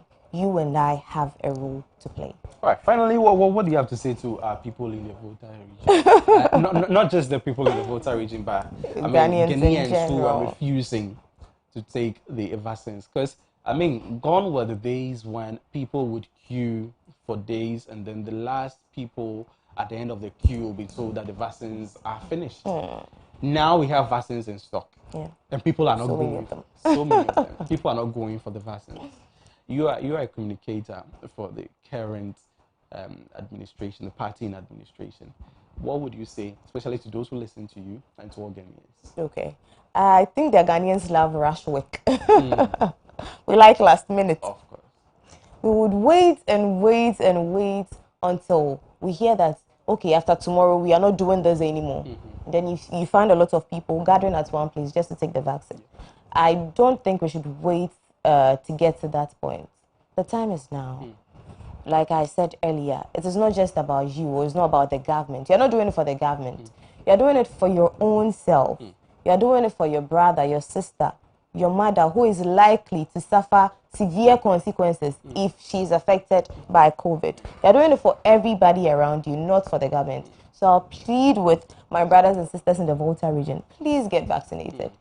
Generally, everybody, every Ghanaian, it is important to protect yourself and protect your community. So thank you very much. Let's get vaccinated. Let's get vaccinated. Sally's words are very concise, and she's hitting right on it. Get vaccinated. And I think, what are you waiting for? You vaccinated by all means. So let's not be pushed to do what is right. We know what's right. Let's just go on ahead save ourselves and save other people as well. Let's move away from that. Parliament has, begun conversations on the most controversial aspect of the 2022 budget, the e-levy. And yesterday, the bill was in Parliament. They spent just some time discussing that. And surprisingly, we heard from, prominent members of the current administration. We heard from Deputy Majority Leader Honorable Afenyo Maki that there was going to be a reduction of the e-levy from 1.75 to 1.5. Unfortunately, the bill is not saying so. Hopes of Ghanaians, slashed again. I'm not asking a question. I'll take your statement on that. What do you make of it? What do you make of it? Do you think that the cries of Ghanaians have been factored into in there? Well, talking about e-levy, I don't think, it's a fact. Ghana won't be the first country to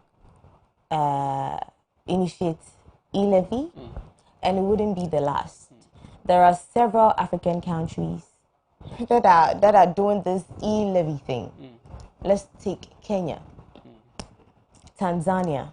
These are African countries like Ghana. They've implemented the e-levy and it's working. Would you agree that they've implemented it in a rather different manner from the direct nature on e-transactions as we have it? True, undoubtedly. Right. But then it's working. So there lies the problem. E-levy is a broad umbrella. There are several ways to implement it. Could be, yeah, I agree. But then I would want to say that it's obvious we have a listening government. I mean, when the... How obvious would you say? Because, Afeni Marking said that we're going to see a reduction of the e-levy from 1.75. Many Ghanaians to 1.5. Many Ghanaians at least called for a reduction. And though many didn't agree so much with the point percentage in reduction, that's 0.25%. You think it's negligible? That, I'm saying Ghanaians. Well, if it's not negligible, Ghanaians think that it's not significant as well. 1.5 to be charged. He has said that perhaps he was hoping that the government will listen to Ghanaians. So he said that in assurance to Ghanaians. But unfortunately, Finance Minister presents the bill and no reduction whatsoever. So you say it's a listening government. I still want to understand. Of course. From 1.75 to 1.5. Don't you agree but that it's not happened? The bill. You've not seen the bill. It is a bill. You've not seen the bill. It is a bill. It is a bill. It is only a bill. Okay, I was thinking that a listening government would have perhaps considered that it is the same 1.75 from about 4 weeks ago. And wow, it's been 4 weeks already since the budget was read. For about 4 weeks ago that the budget was presented, the Ghanaians started kicking against it. Would have done something about it before presenting the bill so that the processes leading to its approval would have been a bit more feasible. But unfortunately, we have that same controversies in there. And guess what? When you read the bill, it has at this point introduced two extra avenues for taxing on e-levy, and it's in there. Formerly, it was three. Inward transaction or inward remittances. I think is it transactions? Well, there were three.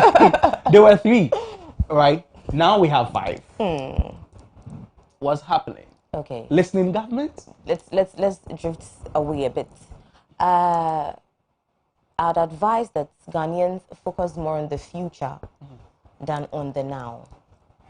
Yes. These are all processes to help build a bigger and better future for Ghana. If we look at the now, we may be, for the lack of a better word, not too sure. We may not be too comfortable with the budget that has been presented to us. But then it all comes together to help build a better future for Ghana. So I would advise that instead of looking at the now, all the discomforts that come with paying e-levy and all that, let's look at the future. How it's going to affect us in future. How it is helping shape Ghana. How it is helping build a better Ghana in future, rather than focusing on the now. Okay, so let's put the e-levy in itself aside and focus on the collection. Last week or 2 weeks ago, Honorable Sam Okudzeto-Ablakwa raised concerns about a company that is being awarded to collect the e-levy. This was totally debunked by the finance minister as well as some other members in the administration. As it stands, and if you go back into the bill, the GRA would be collecting the 1.75 e-levy. Many are worried that this is the same GRA that has deficiencies when it comes to revenue mobilization and collection, even though methods have been put in place and systems have been laid down for the GRA. We even have the icons for some other departments of the GRA, but it seems to be problematic. Do we trust the GRA to do a proper collection and proper accountability for the e-levy? Well, I don't believe there is perfection anywhere. Definitely, whatever institution it is, there will be a few inconsistencies here and there. But then a problem arises where these inconsistencies go overboard. I believe the GRA has done a good work in the past. They keep doing good works, so we can trust them. We can trust the GRA. Like I said, there is no perfect institution. So if we want to base on a few inconsistencies here and there and say, oh, the GRA is not fit to collect this e-levy, I think we would be making a mistake as Ghanaians. Let's trust the GRA. The GRA is working. Well, does that under the NPP administration? Does that mean that we should prepare for some of the challenges that we've seen when it comes to revenue mobilization and the statements and budgeting and all that when it comes to e-levy? Or perhaps because this is going to be electronically done, we're going to see a total accountability on that side? Well, for the accountability, I can bet on it. I can bet on the accountability. I can bet 100% on the accountability. Yes, then it's electronic.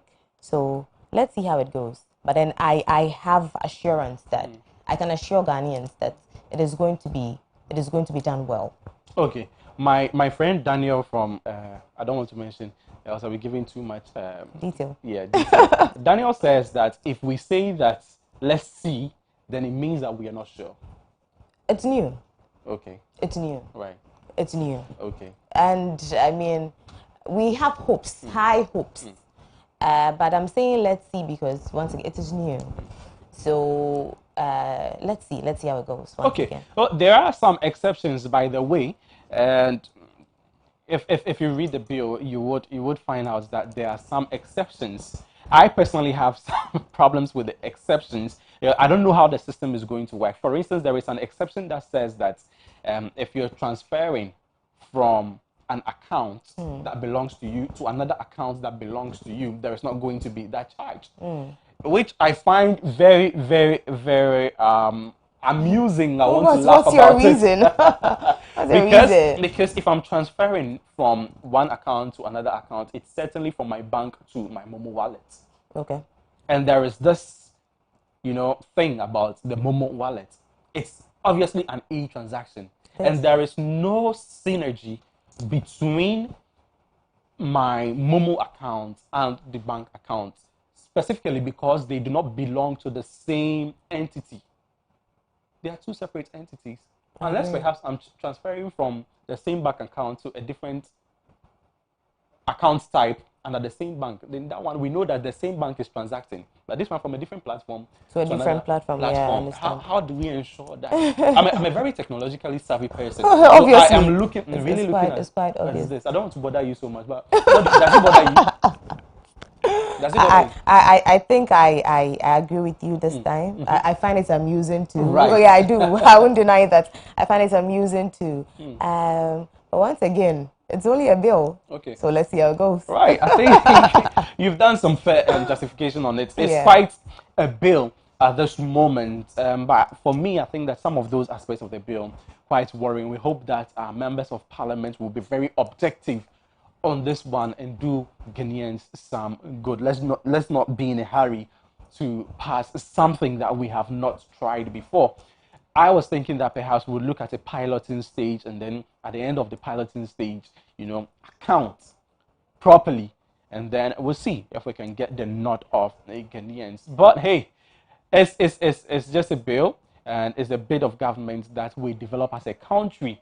So we pray and hope that the right thing will be done on behalf of the Ghanaians. Sally, thank you very much for joining us. Thank you for having me. The party Thank you for having me. is happy with your work this morning. Anyways, we are heading into Xmas, and today we're having a night lessons and carols. I'm inviting you. Thank you. I'd love to come. Yes, at 6 p.m. right here at the forecourt. So I'll be hoping. Hope there'll be food, lots of food and drink. There'll be goodies. You enjoy it yourself. Julia Sally. I mentioned Julia. Whoa. Yeah, she's taking over my space for some time now. Sally is a communication rep for the New Patriotic Party. Which constituency are you representing? Greater Accra region. Okay, the region. Regional, all right. yes. All right. Sally Odei Amweni has been speaking for the New Patriotic Party, and we're grateful for her time. We're also grateful for your time this morning. We have some more conversations coming up after this break. You want to know why and how Christmas came about? You've been celebrating, so you don't know. Today you will know. Do stay tuned and don't go anywhere.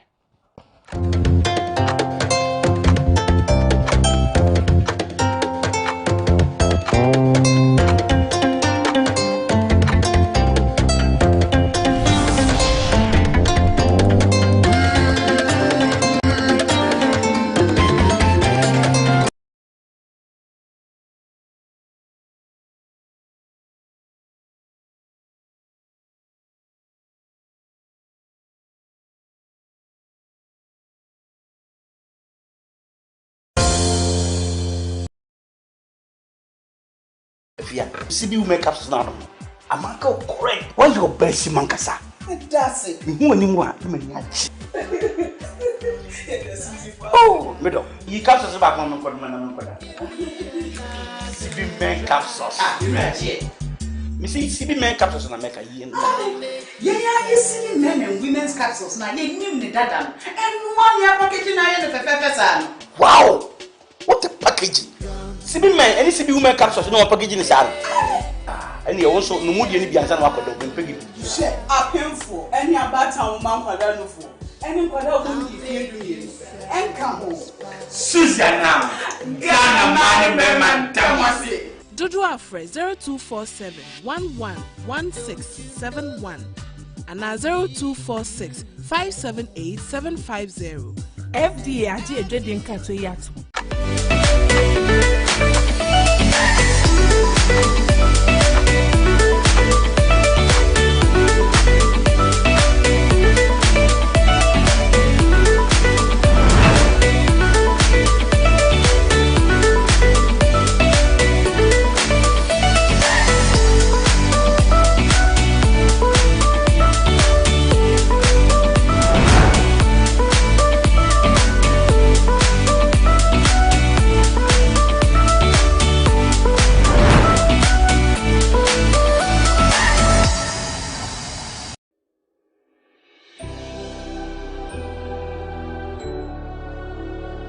Welcome aboard the safest airline in Africa.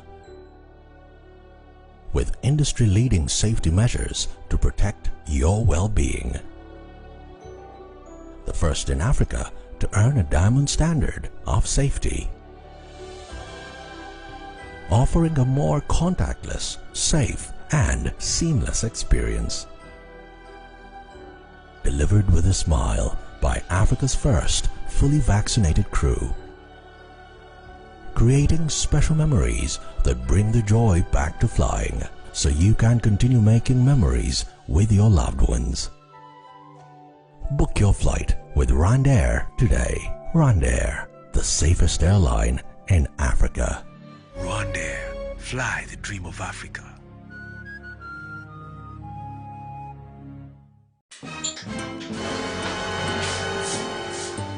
Water, but when I get your map, and that's all I bet the rock you are fire. Malaria and tea. Papa, you are yet more bono. Put you to feed it. Malaria, therefore, yao. Enti awo, ashire customers. When you say, Mammy, I am smart. Upper CB Malakio, a man buyer or the eco school. Share, say a Janisi berry market ni malaria and tea. I want to mean. And now Emma will be around to walk. So we have malaria test. Maybe one. And try better one. And the CB Malakio. You do not. And now kick out bomb as soon as I CB Malakio. And no way so there. And I don't grow. And yet that shit. A drawing your ma a pen for. A battery woman for. Any quada won't need fear. Susiana. What would you win here? FD Ashusha sa a jedi and crack to you.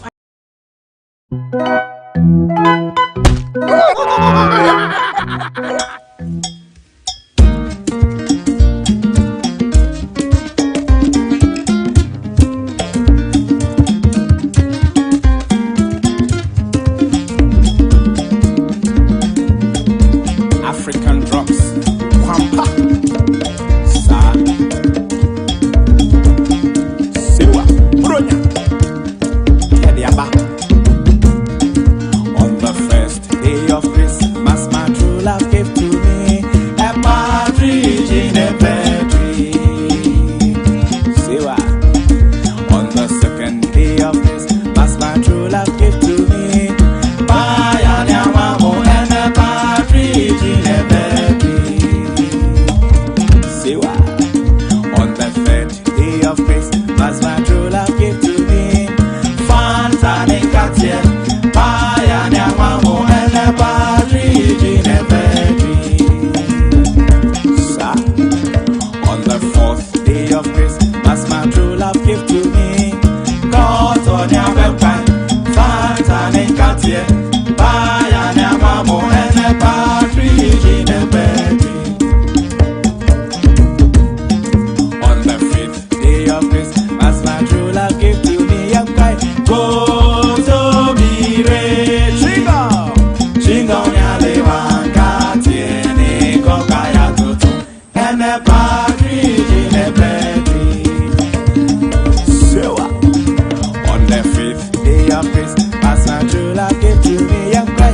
Go to me, Chingo, Chingo, Yalewan, Katiene, Kokaya Tutu, and a partridge in a pear tree. You could be day one. On the first day of Christmas, my true love gave to me a partridge in a pear tree. On the second day of Christmas, my true love gave to me Bayanyamamo and a partridge in a pear tree. Siwa. On the third day of Christmas, my true love gave to me Fanta and Katia. Bayanyamamo and a partridge in a pear tree.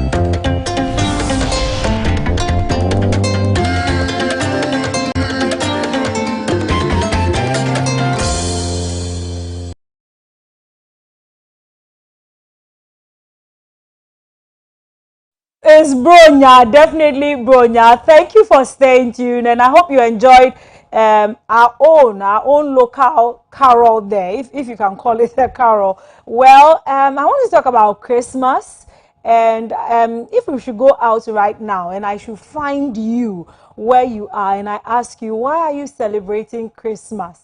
What does Christmas mean to you? What would be your answer? Well, I guess that for us, especially in these modern times, Christmas has come to, I mean, we've replaced the meaning and the essence of Christmas with decorating our homes, cooking our favorite food, and doing so much. It's time for families to get together, to get reunited, and of course maybe getting to the end of the year, so it's time to jot down some few new year resolutions, go to church, spread love and give and give and give. I don't know what Christmas means to you, but this morning we're going to look at the history. Yes, a history of Christmas. I don't know where you stand with the history, and I particularly have heard, especially during this year, people trying to gather their thoughts and all that about where what started Christmas. Some saying it is even pagan worship.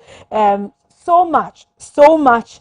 And this morning, I just want us to clear any form of confusion, especially for us Christians, where we stand when it comes to the history of Christmas. And I can't, of course, I was trying to do some little research, but I realized that even if I come here and I sit, it wouldn't be on any form of confidence, because I'll just be pouring out what I have learned to you. I just want us to learn something in this very short time. We're going to call it a moment with our priest. He's going to educate us, give us a little background history, so that when you are celebrating, when you are buying that akuko, sacrificing that goat for your joy, for your happiness, buying all those gifts, have this at the back of your mind.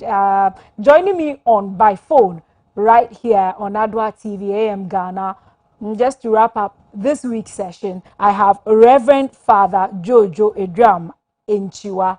Hello, Reverend. Good morning. And how are you doing? Hello, Reverend. Good morning. Good morning. How are you doing? I'm very blessed and highly favored. I trust you are doing well too. Yeah, by His grace, I'm good.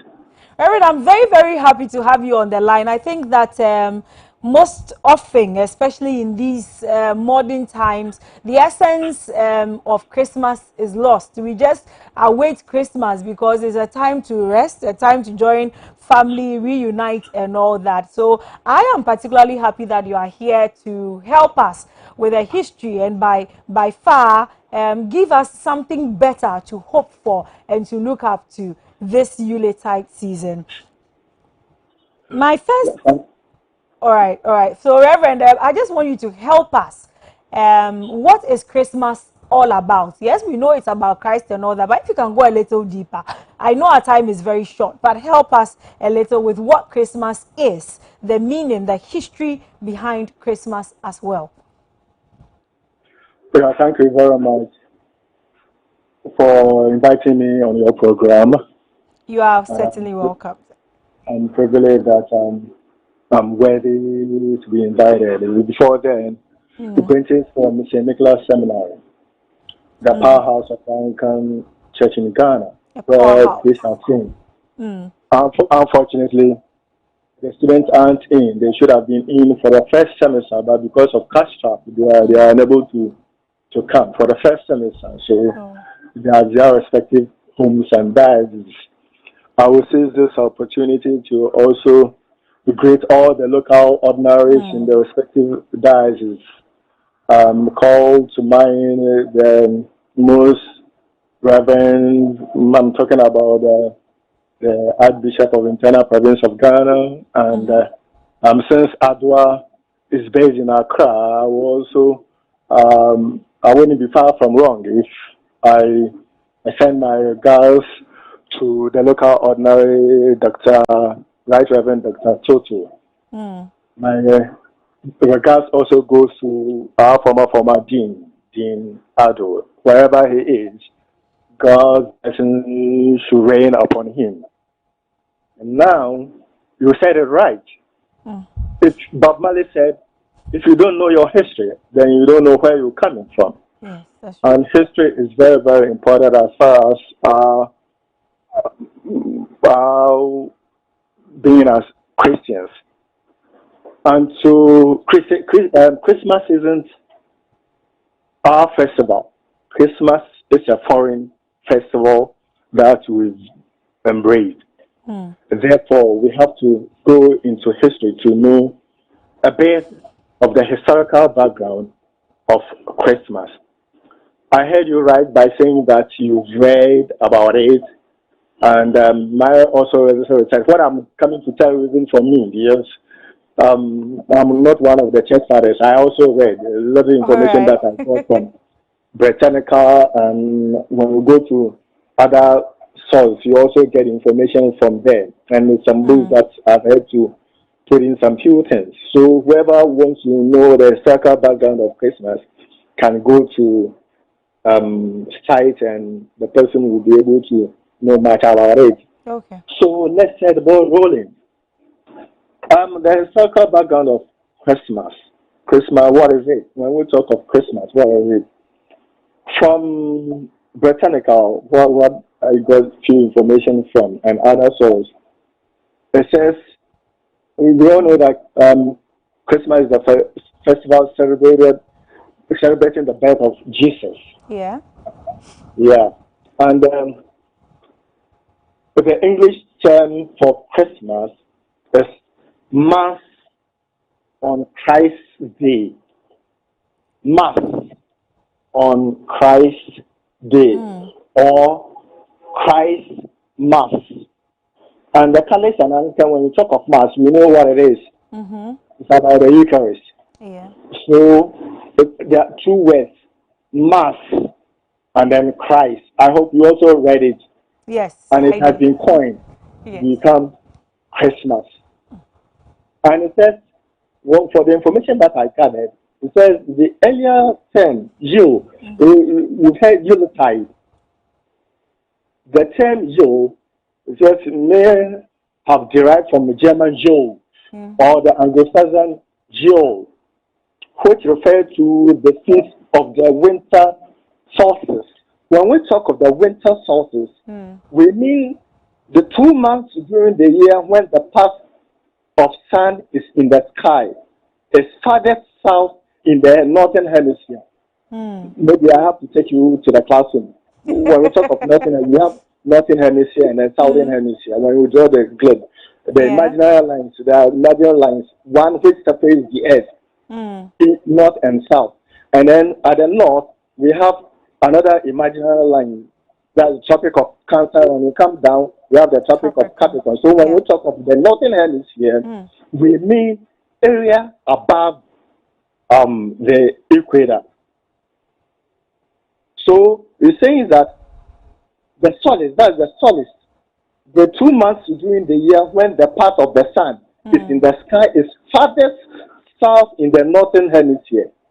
And that period is between December 21 or 22. And farthest north in the southern hemisphere, and that's June 20 or 21. Okay. At the winter solstice, the sun travels shortest path through the sky, and that day therefore has the least daylight and the largest night. So what I'm talking is that solstice means that we have longer nights and then shorter days. That's all about solstice. So it says that the Yule may have derived from German Jule, and the Southern is called Jule, which refers to the feast of winter solstice. Okay. The corresponding terms in other languages, Navidad, that song, do you know that song? Feliz That song. Navidad. Sing, I hear it. Feliz Navidad. Yes, so corresponding language for the sources or the Yule is the Navidad. Okay. And Navidad is Spanish. Then Natali, we have some lady known as Natalia. Natali in Italian. And Noel. The first Noel. In French. Okay. And they all denote nativity. The German word is hallowed, hallowed night, Halloween. We have the Halloween. I will not go into Halloween and all that. I think that since early 20th century, Christmas has also been a secular family holiday observed by Christians and non-Christians alike. When was it yesterday? I saw someone's status, and both Christians and Muslims were celebrating Christmas.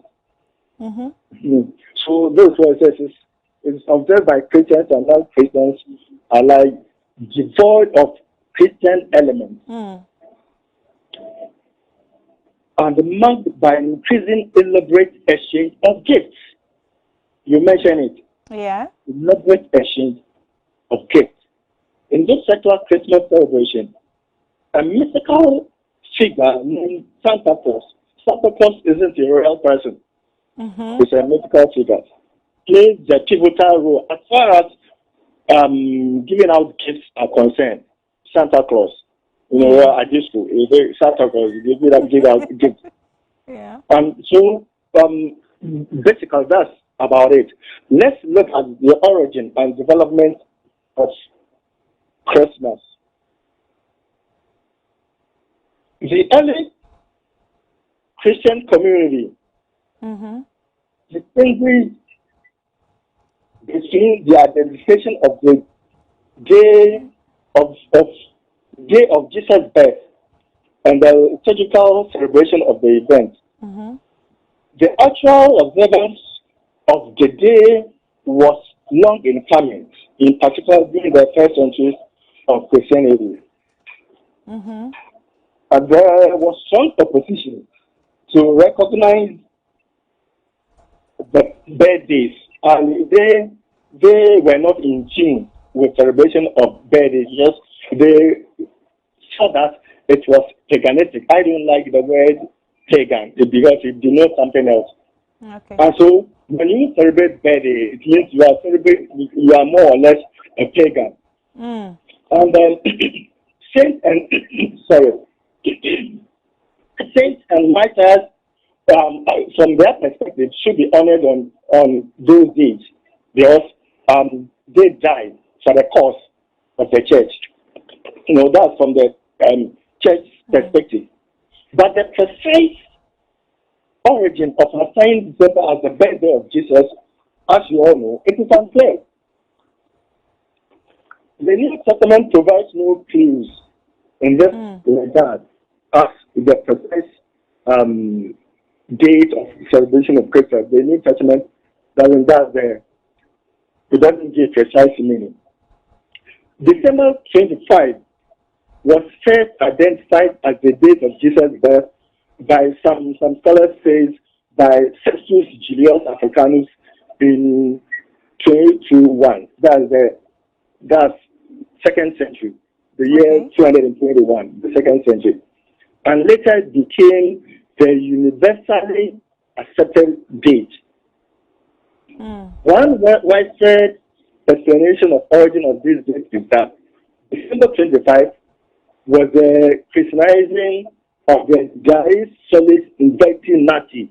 That's the day of the birth of unconquered sun. Sun. S-U-N, the day of the birth of the unconquered sun.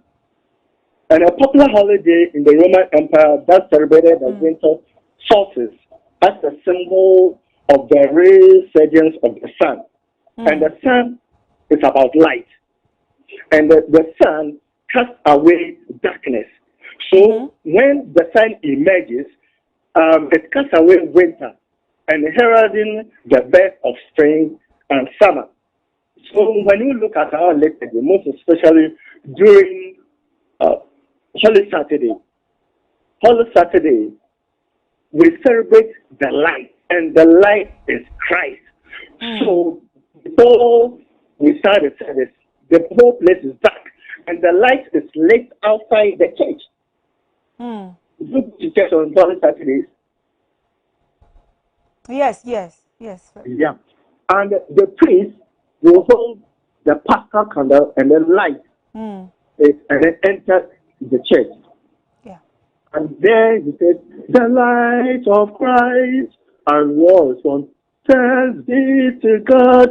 So winter denotes darkness. So when the sun appears, the sun overcomes darkness. And that darkness, that sun is the light, and that light is Christ. So that's how we look at it.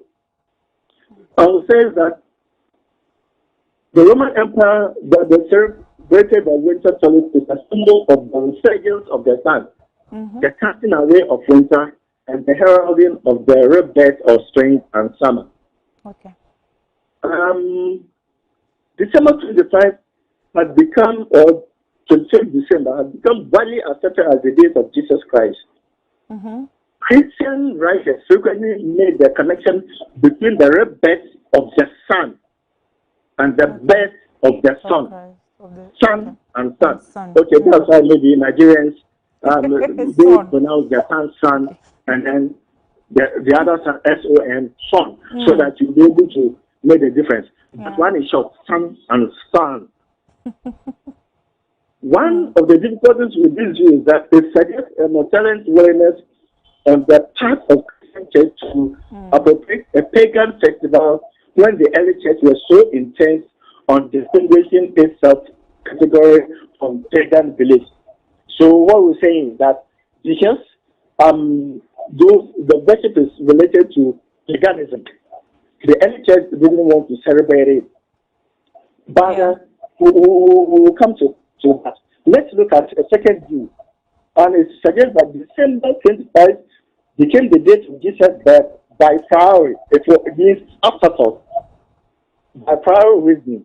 That identifies the spring equinox as the date of creation of the world and the fourth day of creation when the light was created. So light is very, very paramount here. Light. The day of Jesus' conception, that's March 25. December, I wouldn't also want us to go into that March 25. But December 25, 9 months later, then the date of Jesus became the time that we celebrate Christmas. And then Christmas began to be widely celebrated with a specific liturgy on the 9th century. 9th century, that's 801 to 900. That's 801 and then 900. That's the 9th century. But it didn't attain the liturgical importance of either Good Friday or Easter. And the two major, these are the two major Christian holidays. The Roman Catholic Church celebrates the first Christmas Mass at midnight. We also do the same. That's 24th. When you go to Canada, 24th night, the church will be packed to capacity. Lots of people will be in church.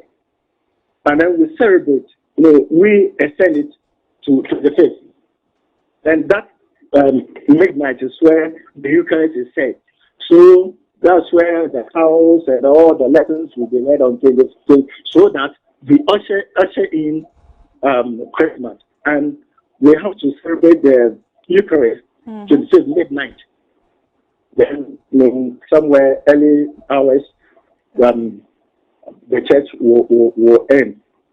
And as I said, Canada 24th, the church will be packed to capacity. Lots of people will be in church. 25th, there will be no one in the church. Yeah, why do they do that? When church closes, they go to their families. Yeah, they go to their families and celebrate because it's about family affair. Yeah. So even Abrafo, we use the word Abrafo. Quite recognizes families. So they know that the family unit is very, very important as far as their very survival is concerned. And that's where they meet. And then eat, drink, and discuss other issues, and then plan for the future. So that's about them. So it is about reunion. Christmas is about reunion. Okay.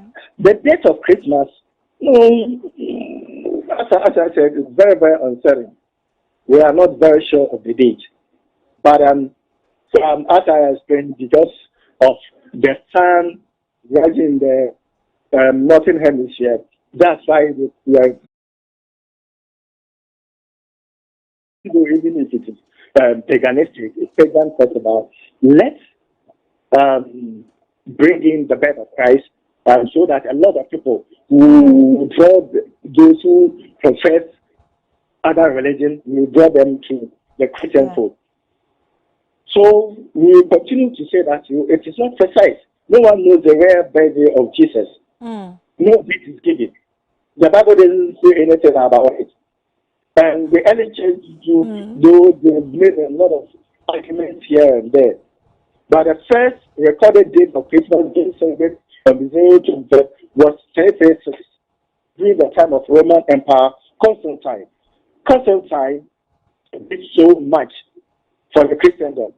Had it not been Constantine, I don't know what would have happened when we read texts. I don't know what would have happened to Christianity, because a whole lot of controversies arose during the early times. But God being so good, Constantine was the emperor of Rome, and he saw to it that all those, for instance, the Arian controversy, which talks about the Arian controversy, doesn't accept Christ as the Son of God. So all those things brought about confusion. And the Donatist controversy also about the Eucharist and all that. But Constantine did so much to bring about Christianity, to bring them together. So he was the emperor who thought this is that Christmas should be celebrated instead of the Son God. A very early Christian tradition said that when Mary was told that she would have a very special baby, and that very special baby was Jesus. And that information is known as Annunciation, and we celebrate it. It was on March 25th. It is still celebrated today on that same date. That's March 25th. 9 months after the March 25th is 25th December. March 25th was also the day that early Christians thought that the world had been made. And also that day, Jesus died, and when he was an adult, and he sang for him in the Jewish calendar. And they thought that Jesus was conceived and had died on the same day of the year. So back to the winter solstice. It's the day where there's the, I've explained that one to you already. So the pagans, in their celebration, they make merry, they exchange gifts, they drink, and what they do is that to celebrate, people had in mid-winter celebration to celebrate the sun. At this time, animals which had been kept for food were also killed and saved, having to feed them all through winter, and some drinks which had been brewed since the autumn or harvest will also have been ready to drink.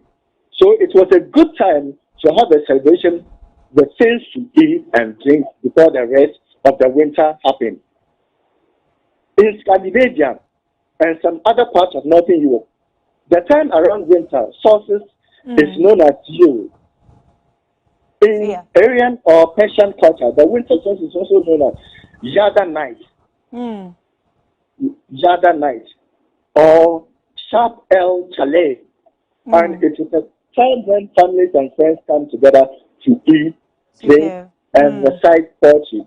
To reunite. Sharp El Chalet means night of 40, as it happens 40 nights in winter.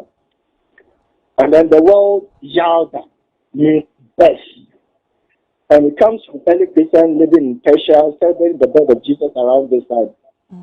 Eating fruits, nuts, pomegranate, watermelons are important at Yalda or Tella. Okay. And you can get Yalda cakes which look like watermelons. Mm. The Roman festival of Saturnalia, took place between December 17th and 23rd and honored the Roman god Saturn. And I mentioned Constantine, what we did. Mm-hmm. The Roman also thought that the solstice took place on December 25th. Okay. It also thought that in 274, the Roman Emperor Aurelian created Dies Natalis Solis Victi, which means birthday of the unconquered sun. Okay. All right. Yeah, birthday of the Thank you unconquered so sun. much for that, Father. Reverend Father Joe Edriam. I hope I got that correct. Edriam Yeah, so Enchiwa. the Ejam, but the same name is Ensua. Ensua. Yes. Okay. All right. He is the pastoral director for Saint Nicholas Anglican Seminary. Sorry, for in Cape Coast. And thank you so much for this education. If there's nothing at all that anybody took, I don't want anyone to forget this particular one. That it is a day that a day of the sun. The sun is birthed, or light is birthed, and to throw that light on the sun, that is the Son of God Himself. So we said we choose this day and we celebrate the birth of Christ on this day, and it should be not just a day of decorating and buying and all that, but also a day for reuniting of the family. That was a very, very good explanation, history and background to why we celebrate Christmas. So thank you so much, Reverend. But I don't know, are you in Cape Coast right now? Yes, I'm in Cape Coast. Oh, I don't know if it will take you that long to move. I know it's just a 2-hour drive, but if you can, I'm throwing an invite to you this evening to come help us join with us, celebrate with the children. We are having our carol service, 9 lessons and carols this evening here at Adwa TV at 6 p.m. So I think from now till 6, there's more time, right? So I have other engagements. You have other engagements, okay, but Yeah. you can be with us in spirit and support us as well in any way that you can. Yes, and that I throw the invite to all our viewers as well. So 6 o'clock is the time. Today is the day. And we are celebrating Christmas in grand style. It's all about giving. And we want to reunite all our viewers here. We do have some dignitaries that Reginald did make mention of earlier. So come one, come all. This is how we wrap up for today's show. Thank you so much, Reverend. It's been a delight to have you. Merry Christmas. Merry Christmas to you and to your family and to the whole St. Nicholas Seminary. Merry Christmas to you. Merry Christmas to all our viewers. Yes, keep putting things together. It's Merry Christmas from the crew, A.M Ghana. Bye-bye. We'll be right here Monday, 6:30 a.m. Yes, to start again a brand new week. Bye-bye from us. Bye.